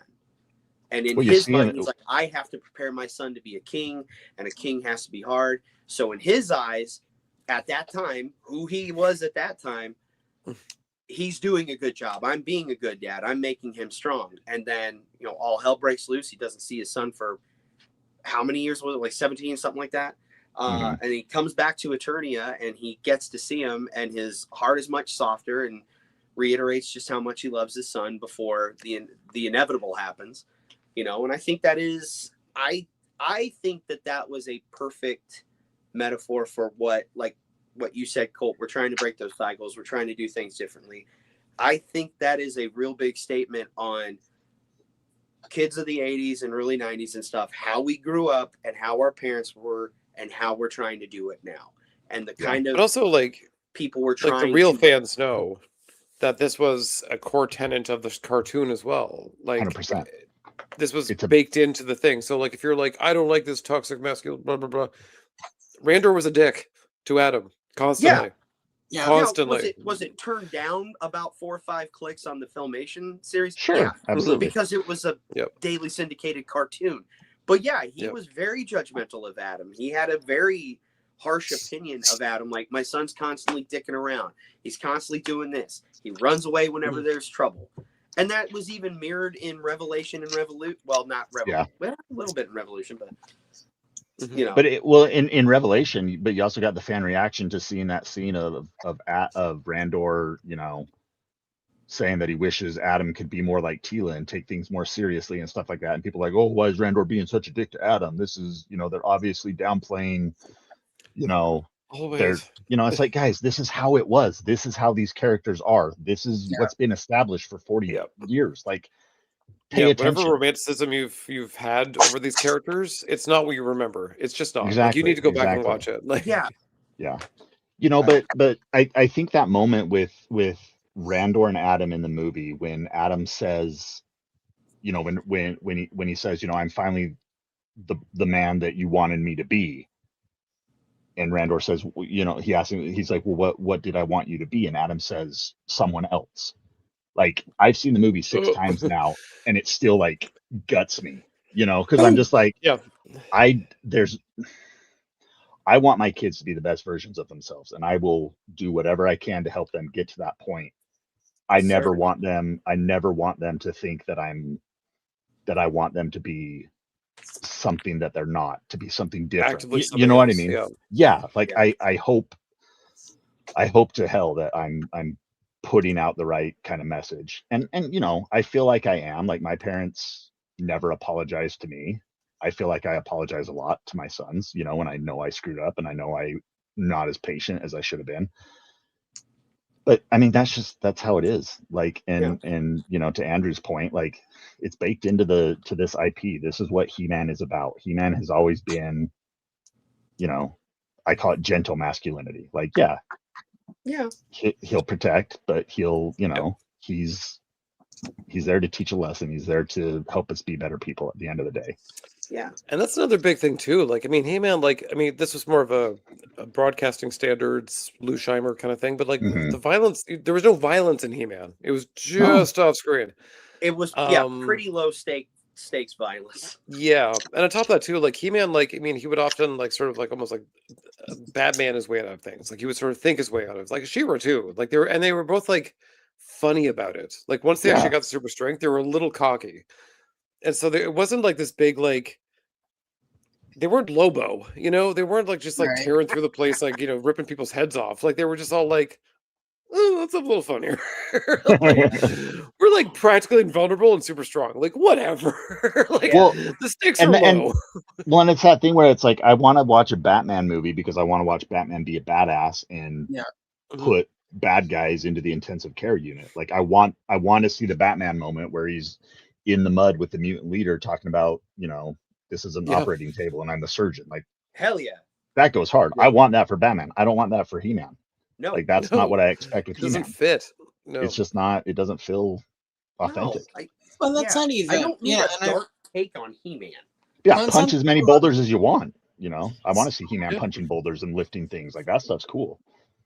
And some But- people will say, like, in the original mini comics, it was so much more like darker or whatever. It's like not really. No, at the end of every mini No. comic, like they stand and watch Skeletor and the villains run away. Like they beat them, and then they let them go. Like knowing He-Man that they'll built be back He-Man. again Yeah, one well, and He-Man builds himself a house by punching a rock Yeah, into the shape of a house in the mini comics. Like it's not Lord of the Rings, guys. Like calm down. right. Yeah, Like, yeah, it is a little darker than Filmation, but not by much. It's the But more just the jest, style, right? not the actual Yeah, content. exactly. Like Yeah, I mean, exactly. like they It's wouldn't the really fight Alcala. even. Like yeah. It's the Alcala art that makes it seem a lot harder yeah. and darker Yeah. than it actually is. And I so think it's the like darkest box it art, gets which is very like with the. I was gonna say I think the darkest it gets is in more modern times with the 2012 Mhm. DC Yep. Comics run. That shit yeah, gets 2000 it real was and dark. wild. Like When 2000 with and the X got on the Snake Men, where like Man at Arms and Tila and Mechanic, and like that to me is a lot darker. But also, Mhm. if you sort of pay attention to when the ratings really tanked, it was when it got too dark. Yeah. Like But it's also I mean, resolved multiple immediately by points, the like end of the episode. But like the Yeah. DC Comics, that's where it was like, I'm like, oh, this ain't your granddaddy's He-Man. Where it's yeah, like and that's why I opted out Sparrow of was it. killing Flutterina, and I was like, Yeah. whoa, like, Yeah, that was when I whoa, stopped it's gone too reading that. far. Yeah, I stopped Right then that and there. comic series. I ended right there when, like, in that opening page where they spear Mhm. Flutterina, because it was literally like, and I think the writer is, I think he still writes. I think it's not. I don't think it was Tim Seeley though, but I think No, it wasn't the Tim guy who Seeley. did those Yeah. did Motu for a while, but it was too much. Like,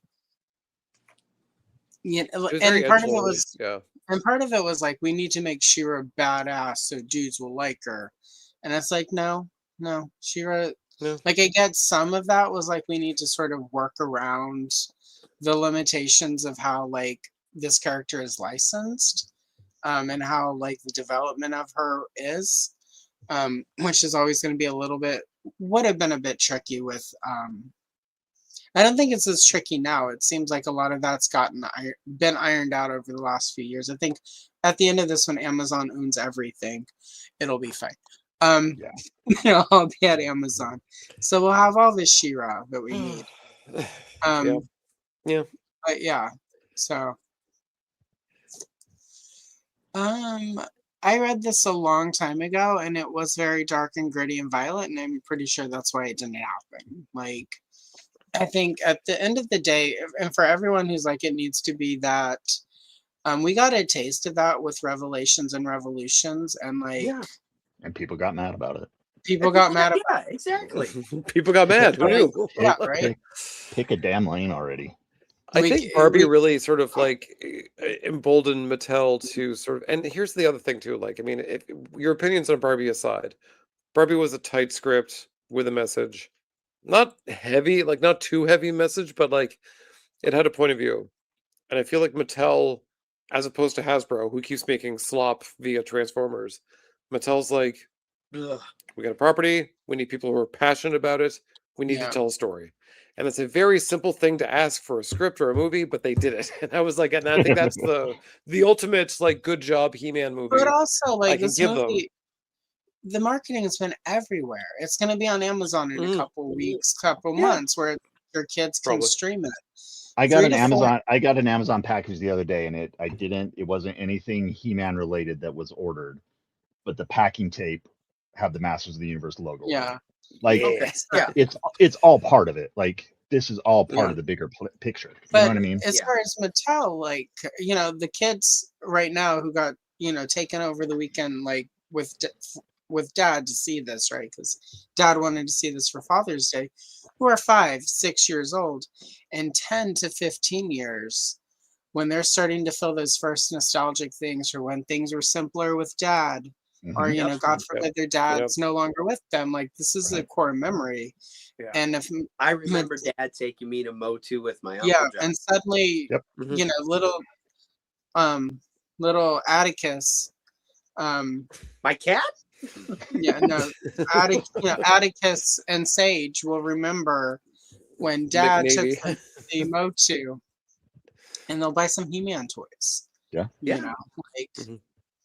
because it's a core childhood memory for them, even though they're not buying the toys right now. And I think Mattel really, and I think that's why the movie was really marketed more to us, the adult collectors who've been in one form or another around since the 80s with this toy line, with this property, because we're Yeah. dragging our kids to see this. And to we're going to have it your point- on with our kids around, and the kids are going to build some nostalgia around it. So, Mhm. And I was just gonna say to your point, that is probably what they're doing. I think they're playing a long game on Absolutely. this because Absolutely. Well, Well, and this too is they've said as much. They've said as Wow. much. Mattel has said they have a multi-year roadmap in place for Masters of the Universe. Like- Amazon has said that they're Yeah. happy with what the theater run is doing right now, and it's going to extend beyond the theatrical window. Like, we're getting a sequel, guys. Like, yeah, I think too, if you can So get like I've been- spin-offs, I've if you been- can get like, you know, they've got a cartoon series on YouTube. Yeah, I there's mean, the there's cartoon, the yeah. whole marketing apparatus happening that like we're not Yeah. quite It's in privy motion. to, but like, yeah, they're not dicking around here. no, Mhm. and I think you know, you again look at my tiny little household that is like a microcosm of market research. I have a 7-year-old. Half of this shit you see behind me, goes to him. he has upstairs. And as we're walking out of that movie and getting into the car, boy, he had no idea the core figures existed yet, and that I already planned on doing this after the movie. Mm-mm. Boy, Nice. Dad, I really wish there were figures of those guys. I like the He-Mans that I have, but boy, the movie ones, I'm like, you don't say. I was like, you know what? Dad's got to stop by Walmart real quick. Is that cool, buddy? He's like, yeah. And I took him straight to the toy aisle. And we ended up, just because of distribution, we ended up hitting 3 stores that night. We went to the Peoria Walmart, where he got Skeletor and Battle Cat and the Roton. We went to the other one. Oh, It hell was yeah. a bust. And then we stopped at Target and got him He-Man and Tila. And then the kid got some Wendy's. And like, oh, What a great heavens. night. Like, That's a perfect night for me. We're oh pulling yeah, in the like, that's all I driveway. want. He kept the whole Derek, will you take me to the movie? And Hell then yeah, can we go like, to I the want store Wendy's. after? the I whole want the way little DC home, figures from Wendy's. Like, he's Yeah. talking about the movie and stuff, and he's like, his favorite part of the movie is when Adam's trying to talk down Skeletor, like, let's talk our problem out, and it cuts over to that was Cringer and wild. Beastman frozen Fantastic. with Beastman's Uh-huh. head in Cringer's mouth. He loves that part. That is his favorite part of the movie. He must have talked about it at least 5 times on the way home. We're pulling in the driveway. He goes, "Wow, Dad, what a special day." Single Love it. tear. Damn. Single tear. We I didn't was like, talk about "That's right, Jim son." Short's Skeletor, and I that Oh, whole my goodness. sequence. I I'm love like, it. I can't believe this is happening, but I love it. Also, like Dolph Lundgren in the gym. I mean, that was It was incredible all as just well. fantastic. That was pretty dope. I just can't wait till we get those Skeletor variant figures, the Jimbro Oh, I know. Skeletor, HR With Skeletor. With the It's suits and brilliant. amazing HR Skeletor. Love Because it. I remember, like, they kind of HR leaked a little Skeletor bit for earlier, real. and I was like, "What is this?" And then I saw the movie. I'm like, "Oh, okay." Well, I also think it's a little bit of a nod to that script or the rumors that were floating around 10 I years thought ago or that too, so. where he was supposed to be where they're- Aaron they were- Dark. Yeah, where they're Oh, talking yeah, about yeah. how I like thought that He-Man too, and like- Skeletor were on Earth, but in like a corporate setting, Yeah. Or like, and like He-Man was a football star, maybe, or something. yeah, Like, something like that. It was Something like basically that. Flash Gordon. Exactly. yeah. So this is a good question. Yes, I think, but I don't think because it's the property. I don't think the movie. I think because of lockdown and nostalgia. the way. Yeah, the nostalgia would have been a little bit more intense, but also I feel like right now, after lockdown, movies are weird now, especially ones where like where you're gonna take your family to. I feel like looking at things doing really well at the box office, it's stuff that you and your date can go to by yourself. So I don't know that it's the property so much as it's it just the current state of where movies are is my opinion. So Yeah, that was, and we've talked about this a couple times on recent episodes in June, and I don't. Jason notoriously likes to bait me and light a firecracker to see what I'm going to do, but you know, we kind of talked about how, from a financial standpoint, this is a box office bomb, but he's also at least had the wherewithal to like raise the question. He's like, you know, what is Amazon's plan? And we kind of have spoke to it. And I will say, even outside of whatever Amazon's plan is, I think a real detriment to movie studios right now is they are blowing out their budgets hard. So, like, you look at last year, I thought Thunderbolts was a good movie. I enjoyed it. If you didn't like it, fine. I liked it, but it didn't do well at theaters because it didn't make this back of its budget. Well, its budget was insane. And then the same for Captain America, New World Order, which I'm sorry, in my opinion, objectively, not a great movie. It set some stuff up that's going to pay off later. Great. Yeah, we got Harrison Ford as the Red Hulk. Objectively a bad movie. I'm sorry. Yeah. Surfing on a missile. No, thank you. But again, that's another movie that its budget was blown the hell out. So, but here's, and this is sort of leading into that statement. What is the movie budget based on anyway? Because I'm not seeing the money they're spending on these movies on the screen. No. Yeah. No. Right. I mean, is it? I mean, where's this money going to? Like is it salaries? Like what's marketing's a different budget, and that's where like because whenever like you see a budget of a movie, marketing is double that at least. Yeah. So that's a separate thing. So when they say like you need to break even, you need like double your budget to break even. So like it's like is this going to like Teamsters? Like I don't know where like and even the actors. I mean, I don't know. Because what I will say is, you know, the rumored budget for Motu is $170 million. Yeah. And I will say, other than Orko, I saw where that money was on the screen. I saw where that money was on the screen. Like, even that's like Beastman for CGI, I mean, they looked really good.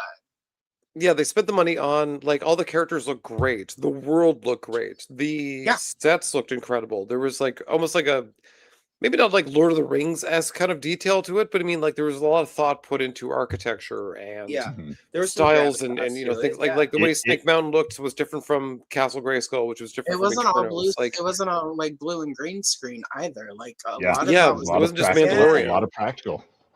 Yeah, and so the like, world. I mean, the money feels real and lived in. Yeah. So and it went out to the forest, like the red mist for whatever the hell it's called, the big red forest kind of thing. There was other scenes versus where you go to like again like a Mandalorian Grogu where everything feels like it's in the vault. And you're like, let's go back to Tatooine, and you're like, please God, don't go back to stop. And also, again, I don't know if this video is hit or not, so but if somebody was on the set and you were going up those stairs in Castle Grayskull, like those stairs, like if you were to stop and look down at them, they actually they were made lived in. Like those stairs, like weren't like, it wasn't a brand new set because this part won't be on screen. You can't see it. It's, you know, just some planks or whatever. It was a fully every bit of the set that they built was fully realized, weathered, and built so that it looked real. So that when the actors are on the set, like they're in a real environment that they there. Yeah. Well, it's not like a prequel thing shots, where you're talking to a tennis ball. Yeah. Well, like the interior shots of like the Eternos Palace, that was it was an actual cathedral in London, I believe, for those interior shots. Yeah. I'll stop being mean to fashion Orko, bud. I'm sorry. Leave Orko alone. One other thing I wanted to point out about the toxic masculinity Skeletor conversation is that I think it's pretty funny that Skeletor is literally toxic in this movie when he touches like Evil Lynn and stuff, and her skin starts like Mhm. Yeah. burning and melting. It's like, oh, he's literally toxic. Yeah. Well, it's funny. I was in a chat on, I think Kenzo's chat channel. Yeah, I think so. And I think the person who made this comment would never be caught dead on my channel for obvious reasons. With the story I'm about to tell. And this was before the movie came out, and you guys may not remember this, but I'm not a fan of Jared Leto. No, because allegedly you don't like Jared Leto either. Yeah, because allegedly, like 15, 20 years ago, I have a friend allegedly who was like 15, 16 and went to an all ages show, allegedly, of Leto's band. Allegedly, it's a band.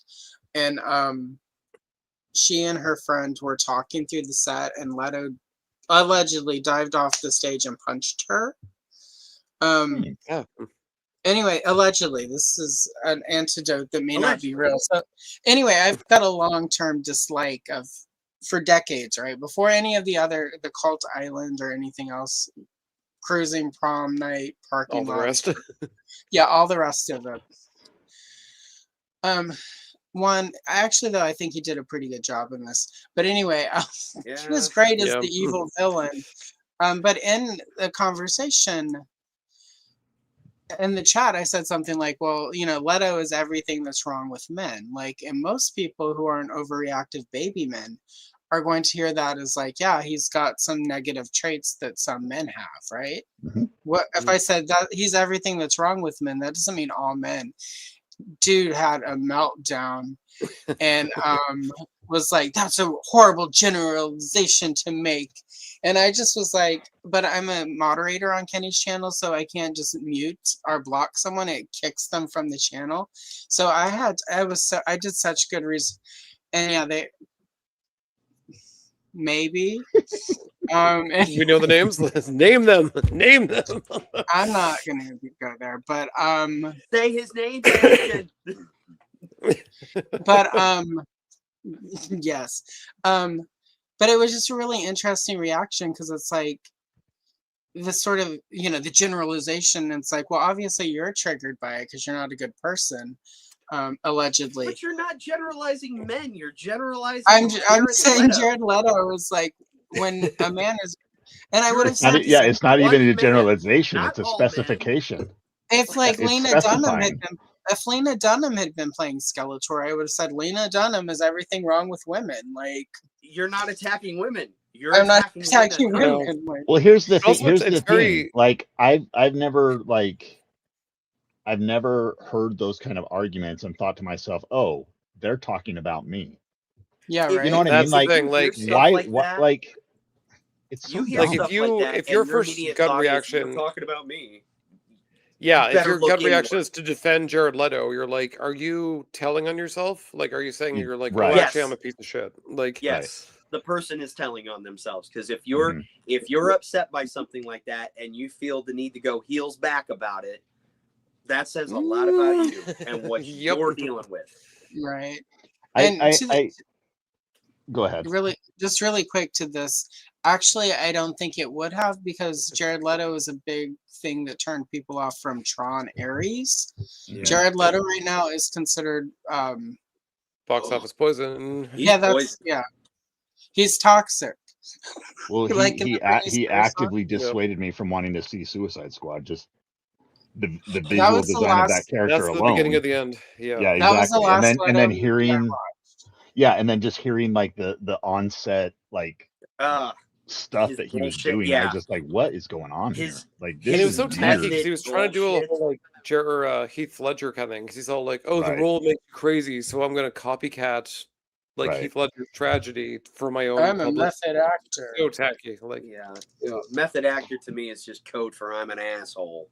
I remember messaging a friend group about Leto because we got so far into the marketing for Master of the Universe without hearing any Leto weirdness. And then that Allison Brie interview came out where she talks about him smearing blood on his face. I was like, oh, there it is. We almost made it through. I love how she tells that story. She tells it in the perfect way where it's like, it's so funny, isn't it? Like, it's totally what you're- That's like a gun Well, off it's like- screen. They're like, isn't it?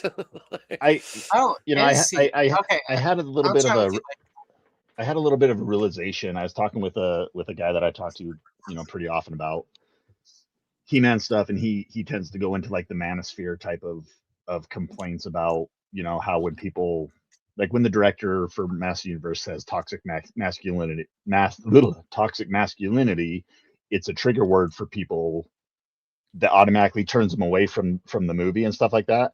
And I'm like, yeah, but it's just words. And like, if you're gonna like be so triggered by that, like that says more about you than it does about them. Like Yeah. I could, like, a lot of times I could care less what an actor or a director says specifically about a movie, because I like to think that I can think for myself and make up my own mind about what the actual message is.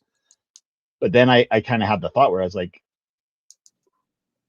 and I do think there is a difference. I want to make that clear. But I see all these stupid YouTube videos coming out where they've got the stupid AI generated thumbnails of someone crying and the word Kathleen cuck. Kennedy. Yeah, the word cuck is in the title. And I'm just like, though, like I see that stuff and I'm like, I am immediately like throwing out any point you're trying to make. You know what I mean? There's no And I'm like, value there because it's not a good faith argument, and it's all It's just not, like it's not. rage. It's Yeah. clickbait. It's rage That's bait. Yeah. It's just doing. there's And- nothing and- there. It's just these are fueled off of making people angry, which is very lucrative apparently. But like, it is. there's Yeah. nothing And, there. like, There's no point in engaging. It was really wild because he sent me this video, and the whole video was talking about how the He-Man movie is the inverse of the hero's journey, and it's actually the heroine's journey, and it's masculinity through the feminine lens. And I'm like, well, let's break it down. Like, this is a hero's journey because it has all the classic elements of the hero's journey. And Yeah.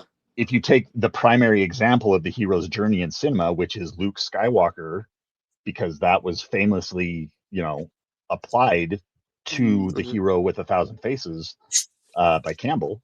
Like, that was the point of it. You compare the journey of Luke to the journey of Adam, and it's nearly a beat by beat. Like, Oh no, There's this is it- classic like hero- it's an Refusal of the archetype. call, Yeah, it's an like, all of archetype. it. And so it's Yeah. like, well, if you're going to make the And Greek argument times, that Adam is following the heroine's journey, then you also have to admit that Luke followed the heroine's journey, because that's the argument you're presenting. right. Because you're cherry picking points to build up your argument without looking at the full picture and actually, taking the time to think about what you're actually saying. And that's what the point of rage bait is. Right. Yeah. It's all about these cherry picking opinions Yeah. in an echo chamber, and then the comments are just full of people agreeing with them. That's not a dialogue, that's not a discourse, that's just you Right. with your I'm confirmation mad. bias. But Yeah, that's exactly. the same audience that will sit there and talk about, oh, the left doesn't want to have dialogue. Well, brother, you're not making it easy. Because your dialogue sucks. Yeah. Yeah. The dialogue is Also, I mean, like, a terrible. lot of the dialogue is, I mean, as the minority here, I can sort of say, like, when you're in a debate where the other side has nothing to lose, nothing to lose. Yeah. They have no rights, nothing to lose. And you're there justifying your existence. It's not a debate necessarily. It is sort of like you sort of like, and again, too, if you lose your temper, if you get hysterical, they're like, well, we can't have a civilized debate here. And you're like, well, no, we can't, because I have to fight for some extra things that you take for granted. And Yeah. again, have no risk of losing. So Yeah, there's no debate here. Like, you're already on the ropes when you enter the ring, and so Yeah. Well, like, and it's an uphill battle. Really quick, let's address the Leto. Yes, he did talk in this. if only. Melted his face off. I did make a really, really crappy Photoshop meme of that article. I think it was from the Onion, where it's like worst person actually plays a decent Skeletor. Yeah, like, unfortunately. And that was the thing. I was kind of walking in there expecting, like, I'm like, oh god, here comes the Letoisms, and then like pretty quickly did pretty good. Also, I will say, like, one more favorite thing was subtle thing. It's like, I think they showed the clip, in advance of the movie releasing, where Skeletor does the big like monologue where we're all supposed to laugh and yada yada. But there's a scene later on where he starts laughing, and you see Evelyn kind of going like, come on, laugh. And it's laugh the along, most subtle laugh thing, along. but I loved it so much because she's like, do the laugh.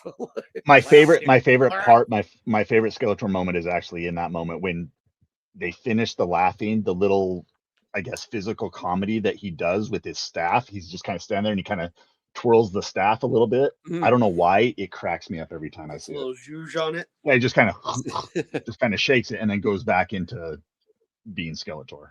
Yeah. But it's like that awkward silence after the joke and after Evil Lynn is trying to get people to laugh along, and then he does the thing with the staff and it kills me. I love it. In line with this, I don't know that Amazon will drop Leto. I don't think Leto has a contract for more movies. The rumor behind the scenes is he is not very happy with his role. I think that's just a rumor, because everything I've heard from people I've talked to who are actually part of the production, like, he enjoyed his time there. He liked being part of the movie. He was just shut out of marketing. Yeah, he just wasn't part of the marketing. I think that story is out there, though, due to the PR of it all. So that if he is an ass back, or if he, like they can't afford him, or this is why he's not doing marketing. It's not that he's toxic, because you hire people to make sure that sort of story doesn't come out there. That's why you have PR teams. Hello, Adam. I think you would agree with a lot of things we've said, because we probably had the same complaints you did. Yeah, I'm sure. I will say, like, with Skeletor, like, I mean, I wanted like Coleman Domingo or get Mark Hamill back, or there's so many people you could get and have the same thing. Like, it's not like this hinged on Jared Leto. He did great, despite everyone's expectations. Yeah, but like, you can have so many other different actors do the same thing. I was fine. He did a and good spoilers, job. He died, so you could have sort of like a resurrected new voice, new me kind of thing. Like, it's fine. No one cares. Credit where credit is due. He did his a voice, good job. his voice doesn't sound like Jared Leto. He's a digitized skull. No, like, it's easy to, if they want to recast, they can recast, no problem. Absolutely. And I think him in the marketing, which is important, because Skeletor is a huge part of Motu. Like, I mean, they started with the memes about a week before the movie came out, and I'm like, it's too late. Like, it's too late. Like, you should have done this way earlier. Yeah. I do like that a lot of the marketing focus primarily on Adam and Tila's actors, Camila and Nicholas, because I think like their chemistry, like on and off the screen, their chemistry is like, it's contagious. Well, I went down this YouTube rabbit hole of the two of them, like on like Hot Ones, or like they did like Vogue. They did so many interviews, like more than I even know about. Like I don't think I've watched them all, but like they did. Yeah, there's a ton of them out there. But they're so charming together, and they're like, and you really got to shout out to the one of Nicholas tasting Tila's action figure feet, and I love that one. The jokes that like just the implication of what's going on is so hilarious. Like it's great. Like, but they are very charming. They're very charming. Their relationship. After you watch a few of them, you're like, are you two? Are you together? Yeah. Anything? Yeah. Like, is it? It's like I know she has a fiance, but it's like but like that's a running joke with me and a fan from Mexico that I talk with all the time. Like the running joke between us is like, yeah, they're probably we think they're probably something. It's yep. Well, I do have the internet, so really quickly, let's just check. I'm going to see if either of them are married. I don't think they are. They're not married. I know she has a fiance. I know she's engaged. Yeah. Who does not look like Nicholas Galitzine. He does not. He does not look like him at all. It's like the total opposite of what Nicholas Galitzine looks like. Yeah, whatever you're thinking, it's the exact like not, sort of goth emo kid. It's wild. It's like, oh, him? I was like, the Arrested Development. Okay. I do love the video that she posted of them, like it's set to the Four Non-Blondes music, and it's all the characters in costume dancing. Oh yeah, that was great. Yeah, I just think it's great. I love, because that was the first time we got to see, like, outside of the movie and actual marketing, that they were showing off the classic costumes for like Adam and Tila. Yeah. In that video. But I just love but I just love the part in that little viral video of Idris Elba doing his little dance and then collapsed on the Also, stairs. like they So I'm were like, having oh, fun yeah, on that would set, be me. and that's like Yeah. it's so important. Because I'm Yeah. from like the Star Yeah. Trek Next Generation days, where like you knew they were like family, like you knew like the actual actors loved each other, and they still Yes. do. Yes. And that's where like you sort of see little glimmers of that on sets versus like egos and paychecks and all And that you stuff. see And, that, like, and you automatically want the movie to be successful because you want these actors to be You successful. want them and to hang out again. continue You want them to doing have a it. good time again. Yeah, Yeah. because they're having fun. we did not talk about that, and I didn't really notice. It wasn't like what would be a more glaring thing. Did she have contacts? She Is she did. brown? They were like She a They're- brown? I don't know. She has brown I eyes. don't know and if the they're blue sorceress in the did. movie. The sorceress They had didn't. her regular. Yeah, she didn't have contacts. Yeah, but it's like I mean, it's funny too. Where like the only like Latina women in Eternia are like the sorceress and Tila, and you're like, why is that? Like, Yeah, it's a that's weird. weird. thing. Oh, the figure does have blue eyes. Huh. Yeah, she has blue eyes in the movie, and they're pretty. Once you notice it, it's pretty. They're pretty. They stand out. I didn't. I mean, like I Oh. noticed her eyes, but I don't. I you know, like people from If they were last- blue, I'd like. It's not that I'm like. They don't need to be blue. It's not a. It's not a hill I'm gonna die on. I'm like No. Tila's eyes must be blue. Like I don't Yeah. care. In the cartoon, everybody's eyes were black. Yeah. In the Yeah, Filmation like, cartoon, like didn't even matter. He-Man didn't have blue eyes. Like No. he does Mhm. now, not in the movie because Nicholas. Strange that is interesting that they gave her contacts to make her eyes blue, but not Nicholas, because he has brown eyes in the movie. Yeah. Yeah, I didn't realize that. I mean, I didn't notice. I didn't pay attention to it. I was just No. so yeah. I don't know. I didn't realize that. I mean, Well, now that I think it's obviously woke because she's not a natural blue-eyed actress. So Oh, exactly. Like the But woke actually, mob when strikes I- again. wouldn't it be got the us. opposite? They tricked us. Wouldn't it be the opposite of woke though if we're giving her blue eyes? Yeah, but then you get into the whole race swapping crap. That's icky. Yeah, God. Ugh, it's hard to keep up. Speaking of eyes, I think it's really cool at the end of the movie when Adam like harnesses the full power and his eye like starts glowing that golden. Yeah. Right, Mhm. yeah, right before he does like where he slams the sword into the ground and just beats the shit out of Skeletor. Like, Yeah. such a cool moment. There's another moment where it's like at the very, very end where they do the really awkward guffaw laugh, like Mhm. as if it was the end of a cartoon. And it's like at first I'm like, I feel uncomfortable, but then I loved it, and it's a weird, Yeah. such a strange Yeah. thing. Well, and then it does They a all thing go where to it the- but then it focuses on Cringer again, and he's just like, "What is going on?" Yeah, like it was Like, very it's like great. old, like end of an 80s sitcom kind of Yeah. moment. And I was like, I just felt so weird at first, but then I kind of embraced it. But it's such a strange thing. Yeah, it's very odd, but it works. Like, I think they just, Mhm. I've made my complaints about. I think the humor is overused, but I also think they threaded the needle pretty damn well for this movie. I think again, if we were in the age of like DVD extras, like there would have been less humor in the movie, and all of that would have been The supplemental. bloopers, yeah. But now Yeah, it's just that's a solid completely point. like you got to put But it all also in too, the I movie. mean, but also like like I said, I mean, for the first trailer I saw from like from Street Fighter, from Mortal Kombat, for like these things where I'm like, I want a good big dumb blockbuster movie. I just want to have fun. And it was like, I mean, as much like I think there was layer, I think there was message, I think like, I mean, it was really great, but I mean, like, it looked big and dumb. Yeah. And that's kind of what I wanted. And Yeah. especially that, the big awkward laughing scene. I'm like, there it is. It's very but then it immediately like you get the laughing scene, but then there's also the slow buildup of the classic Filmation music playing in the background. Yeah. Up Mhm. until the big moment where he goes and transforms and rides out on Battle Cat. And like, Yeah. I'm not ashamed to say I had a tear in my eye watching that, and it's It's still hard just to like not gives have chills. moments of being wistful while watching it. Like, it's so cool. Yeah. Like, Yeah. Very cool. All in this all, a damn sorry. good movie. This is the this did classic not- sorceress trope. Yeah, this didn't bother me because one, she would have left to not die, and unless the movie is different, I don't know that her powers are that great outside of the castle. So I would my head, say I would say I mean, read Tim Sheridan's Wings of Fate tie-in movie comic because it specifically addresses what's going on with Orko and the Sorceress during the 15 yeah, years.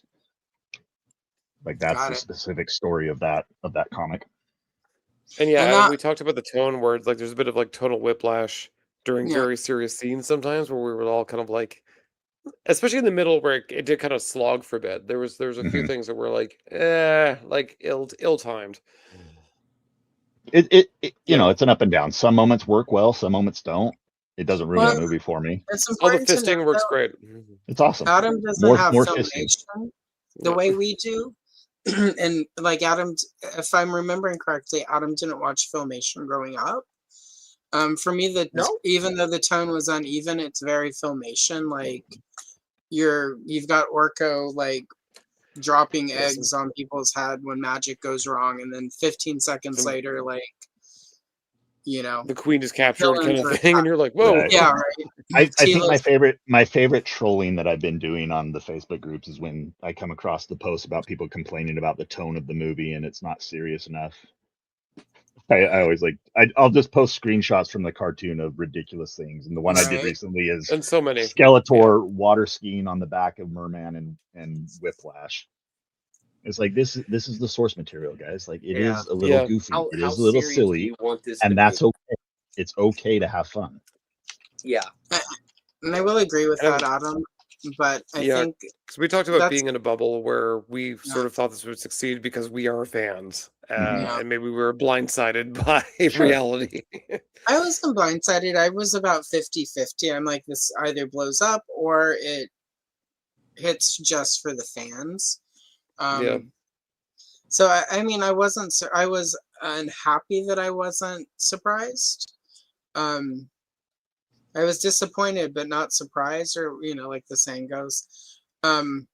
But again, I think the problem in this, sort of overall is I think been my takeaway and sort of my thought about all of it. Motu is in just such a weird place as a property. It's never since since it died in the 80s, it's never been mainstream. So there's no way to like you have to really sort of try to play both sides of it. And I think for people who like Adam who can't decide which side they're supposed to lean into, I think that might be alienating to some people who don't know Sure. the property. I think as far as this movie like rejuvenating the franchise, I think it does do that. Because we're almost a month later, we're still talking about it. We're still excited by it. Yep. I'm still buying movie toys. I think for the average person, probably not. But I do know a few people who don't know Motu. Like Rowdy Riles has been buying a bunch of Motu toys. Just because, and I don't know that Rowdy went and saw the movie. I don't know if Rowdy went and saw the movie and liked it, but I do know that she's buying the toys from the movie and she's enjoying the toys. Yeah. So to some degree, it's successful. It's brought in some non-fans. Yeah. And the place that benefits Mattel the most, maybe not Amazon as much. Sure. But I think, again, like I said earlier, I think in 4 to 5 years, like I think there will be a lot of new Motu fans who've watched this with their parents because of their parents, or stumble upon it like at the middle of the day on Amazon streaming and just end up watching it 30 times when they're 6. Yeah. And all the jokes that bug us and the tone that bugs us is going to make perfect sense to like a 7 or 8 year old.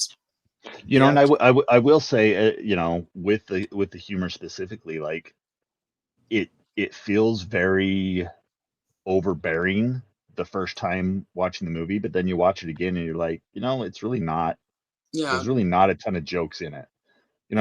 I still think there's too many, but it's not as bad as like that initial viewing where it's like it feels like it's just joke after joke. That's not really the case. Like it is actually kind of spaced out a little bit better. Adam, both. I want them to do a sequel and then I want to share a series on Prime. Yeah. Mhm. So I think it's also important to remember that, like, and this is just speaking from experience I've had with fans. I've had a lot of people messaging me on Twitter asking where they can learn more about Masters of the Universe, and they're primarily Nicholas Galitzine fans who have Yeah. come to the movie because they like him, and now they're hooked on He-Man and they want to know more about it. And so, like, I've been recommending comics and cartoons, and that's been fun. 2000X. Watch 2000X. Watch 2000X. Easy. Yep. Yep. That's awesome. Well, gang, it is 12:30 in Canada, 11:30 here. I think it's 12:30 with Colt. Oh, and on that note, what did we learn today, kids? Timu In Orko today's story, is still someone's favorite. Ragman. I'm still gonna say that I absolutely adore that they put the moral message in at the end. Oh no, I like that. I was just so happy to see that. It was just horrifying to watch. That's the only problem. I'm like, if you close your eyes, it's perfect. I'm like, oh god, no. right? Just hold your Orko figure up in front of it. When they're like, did your priest or rabbi touch you? And I'm like, stop talking about it. You know that thing where you see AI and it gives you Uncanny Valley? It was like that, but it wasn't AI. Yes, exactly. Yeah, maybe it was. I don't know. Something's wrong. It looks like, again, someone said Timu. It looks like, again, like discount Dollar Tree. Someone took a couple blue Elm Grover gloves and then threw on a muumuu and a hat. Like, it felt like somebody's old bathrobe. It looks like his glove. It just looks like someone took an old ratty bathrobe. And also, people were like, "Oh, there's like a merman cameo in the back." I'm like, I was too horrified and transfixed to notice I didn't see merman anything until like else my going third on time there. view, and I was like, "Oh yeah, he is in the background." Yeah, he's also on the map. You see Merman's face on the map of the where the statues are on the bridge to Grayskull. There's like a map of Eternia, and you can see like it's almost like those old timey maps of like sea monsters in the water in like Uncharted. Oh, cute. Merman's floating around there. It's pretty cool. Love you, Merman. Before I saw it, somebody posted the Merman picture with Orko's arm on Instagram and sort of spoiled it. I didn't realize I was being spoiled though, because they both it looked so bad. I was like, that's not real, that's AI. It's gotta be fake. Before we leave, can I Kenzo brought up the Man-at-Arms comeback story. You know, I camped out on the Randor Adam stuff, but I think the Man-at-Arms stuff was really touching to me as well. Yes. You know, just as a dad, you know, like it worked for me. Like, I know a lot of people complain that he's the washed up drunk, you know, through the movie, and that's fine. You know, I think it's okay if people expected to see Duncan being, you know, the wise mentor and in full control of being that mentor kind of character. But I like the story this was telling, and I like how they portrayed the Tila Man-at-Arms relationship and kind of her frustration with him, but also she's still rooting for him. Like, I mean, she keeps his armor in a box on her ship. Like, she's saving these things. Here's another she says to him, thing. you know, go ahead. Oh, like, I mean, in terms of like screenwriting, in terms of storytelling, He-Man, Tila, frankly, even Skeletor and Evelyn, all of them had character arcs. Yes. And you don't see that too often anymore. You don't see the supporting characters have like a full, like, you know, arc. Well, and that was the like, thing, especially in 2 hours. Complaints about He-Man not being fully competent as soon as he becomes He-Man. It's like, well, he's not. He gets the power of Grayskull, but that doesn't change who he is as a person. Like, that's the beauty of He-Man. He's still Adam inside. He still needs that time to grow and learn. And I think that's what's so cool about the Snake Mountain fight scene is which was very quick anyway. Yeah, it was. Yeah. But that Snake Mountain fight scene, he goes in pissed off, thinking he can handle it on his own, and he ends up getting his dad killed on accident. Yeah. And he's very brutal. He's very violent in that scene. He kills like multiple guys. He kills Karg and Goatman at least. You know. Oh, Goatman. But that's a stepping stone in getting to where he needs to be. You know what I mean? Yeah. And I think those character arcs are important. I don't want to watch a movie where there's no growth, there's no change. Like, what's the point of that's not telling a story, that's just showcasing cool stuff. Yeah, you're just showing off cool stuff, and you're introducing no stakes. The movie can't And it's have also a like status paint by quo. numbers. Yeah, exactly. So yeah, I really like Duncan's story. I thought it was very effective. I love when him and Adam have the moment in the dungeon where they're talking and they kind of lift each other back up, and Yeah. I just think it all works pretty well. I liked it. Oh, Agreed. it was fun. Oh, and there's Adam being contrarian.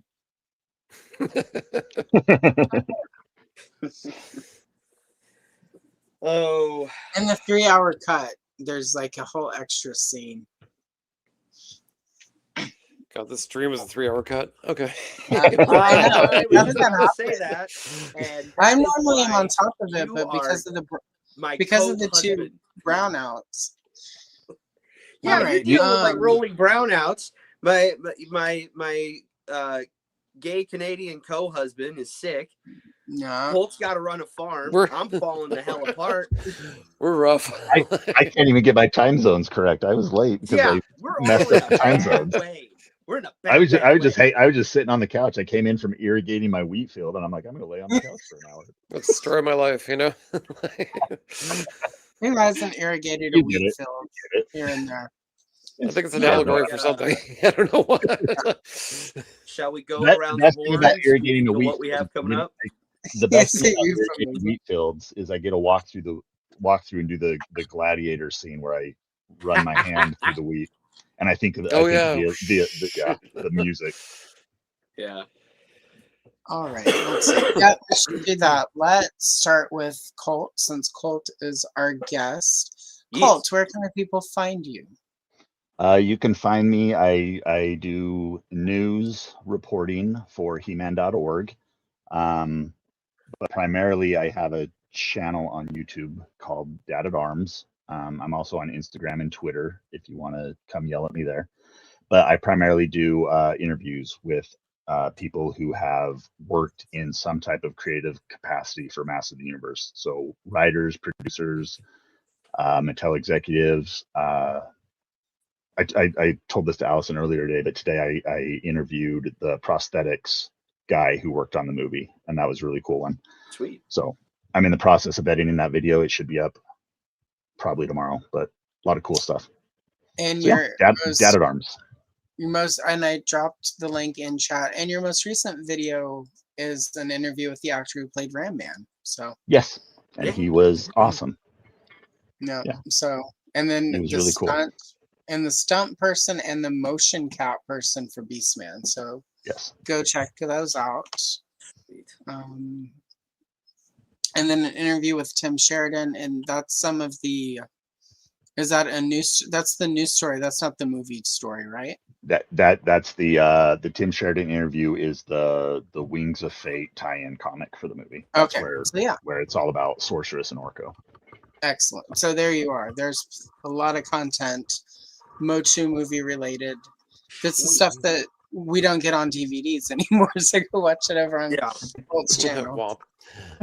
And then You can also of videos where I talk about Adam and Tila and He-Man and Tila. That is one of your lovey-dovey, first so. videos. I remember watching you and Maria. Yeah. It was whenever people were like, "There's no way they're a couple." Yeah. And I will prove them wrong. I will prove them wrong every time. I've got receipts. Come at me. Well, that was the first time you Genesis. had it. That's right. You sent me. Yep. You sent me the coloring book page of the forced wedding between Skeletor and Tila. That ends with them like sort of in each other's arms. Yeah, and they're very lovey-dovey. Yeah. You know, So as platonic friends do. So yeah. Totally. Andrew, where can the people? Some of the people are watching you from your channel, but for the people who aren't, link in the chat. Yes. Nothing gross tonight because I am gross. I'm very sick. However, it is Toronto Pride here, so you can find me at Toronto Pride. I will be doing some white collar crimes, let's say. So approach with caution. Let me just warn you right now. Otherwise, you can find me here or Instagram on Gatey's Toys. And I just did a video on Ninja Turtles RG Comics last week. Next one going up for July will be Starcom. So I'm looking forward to that because I love Starcom and I need to talk about it. All right. Awesome. And Derek. Yesterday's podcast, new episodes every Monday. You can listen to it on your favorite podcast app of choice, or now officially on YouTube, because I'm all caught up on back episodes. So if it's dropping on Apple Podcast or Spotify or whatever, it's also dropping on the YouTubes as well. Just had the hell just came out this week. Marvel Trading Cards was the episode this past Monday. We are closing out June with a Shauna episode. We are finally covering Teen Witch. So tune in for that, awesome. Won't you please? Top that. Idiotic super. Anyway. I want to hear it all now. You started it. I want to hear the full thing. I can't. It's been way too long since I practiced all of it. Stop that. If she was down here grabbing laundry right now, I'd be like, "Hey, come in here and do it." I don't really give up about trying to top that. Stop that. Anyway, here on the Allison Troy Retro Toy Princess channel, tomorrow there's a 1984 Supergirl short. Helen Slater, classic Jose Luis Garcia Lopez cover from the Supergirl comic special from 1984. So that's cool. Friday, a Barbie and the Rockers Color and Chill. Saturday, for you Marvel fans, the 6 of you left, I'm dropping a video where I color 8 pages from a Marvel heroic coloring book. Friday night, I will be here live on a very special episode of Retro Toy Princess, where Cobweb Collector and I color from a book that some of you may recognize, this Masters of the Universe coloring book. Yes. That's a fun book.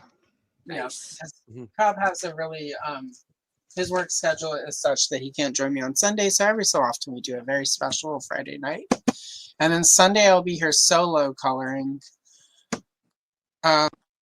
Rainbow Bright, because that's what the channel members voted on for my next solo stream. So Rainbow Bright, everyone can watch though. You don't have to be a member. If you were a member and it's my member stream, I would greet you with "Bring out the alt! Bring out the alt! Bring out the alt!" And enough champagne to fill the Nile. You really thought we'd go a whole episode not hearing that? Wait. You didn't really think it was going to be that easy, did you? You know, as a matter of fact, for a second there, yeah, I kind of did. Anyway, very good. We'll practice that for next time. Silly rabbit. Anyway, I watched Kill Bill last night. So anyhow, part 1. See, Kenzo is part of the origins. Anyway, on that note, we should go. Thank you everyone for watching. I appreciate you. We all appreciate you. Thank you for indulging us. Yes. Being weird grown-ass adults sitting on the internet talking about movies and shit. Do it again. Yep. And we'll do it again. And when it hits Amazon, we'll all come back and we'll talk more. Do it again. And maybe Chris Plastic won't be busy watching Supergirl and can join us next time. Jesus, Chris, way to have a effing life. Anyway, on that note, Phoebe Cates has a question for you all, and if you know the answer, let her know. I haven't made up my mind yet. Incidentally,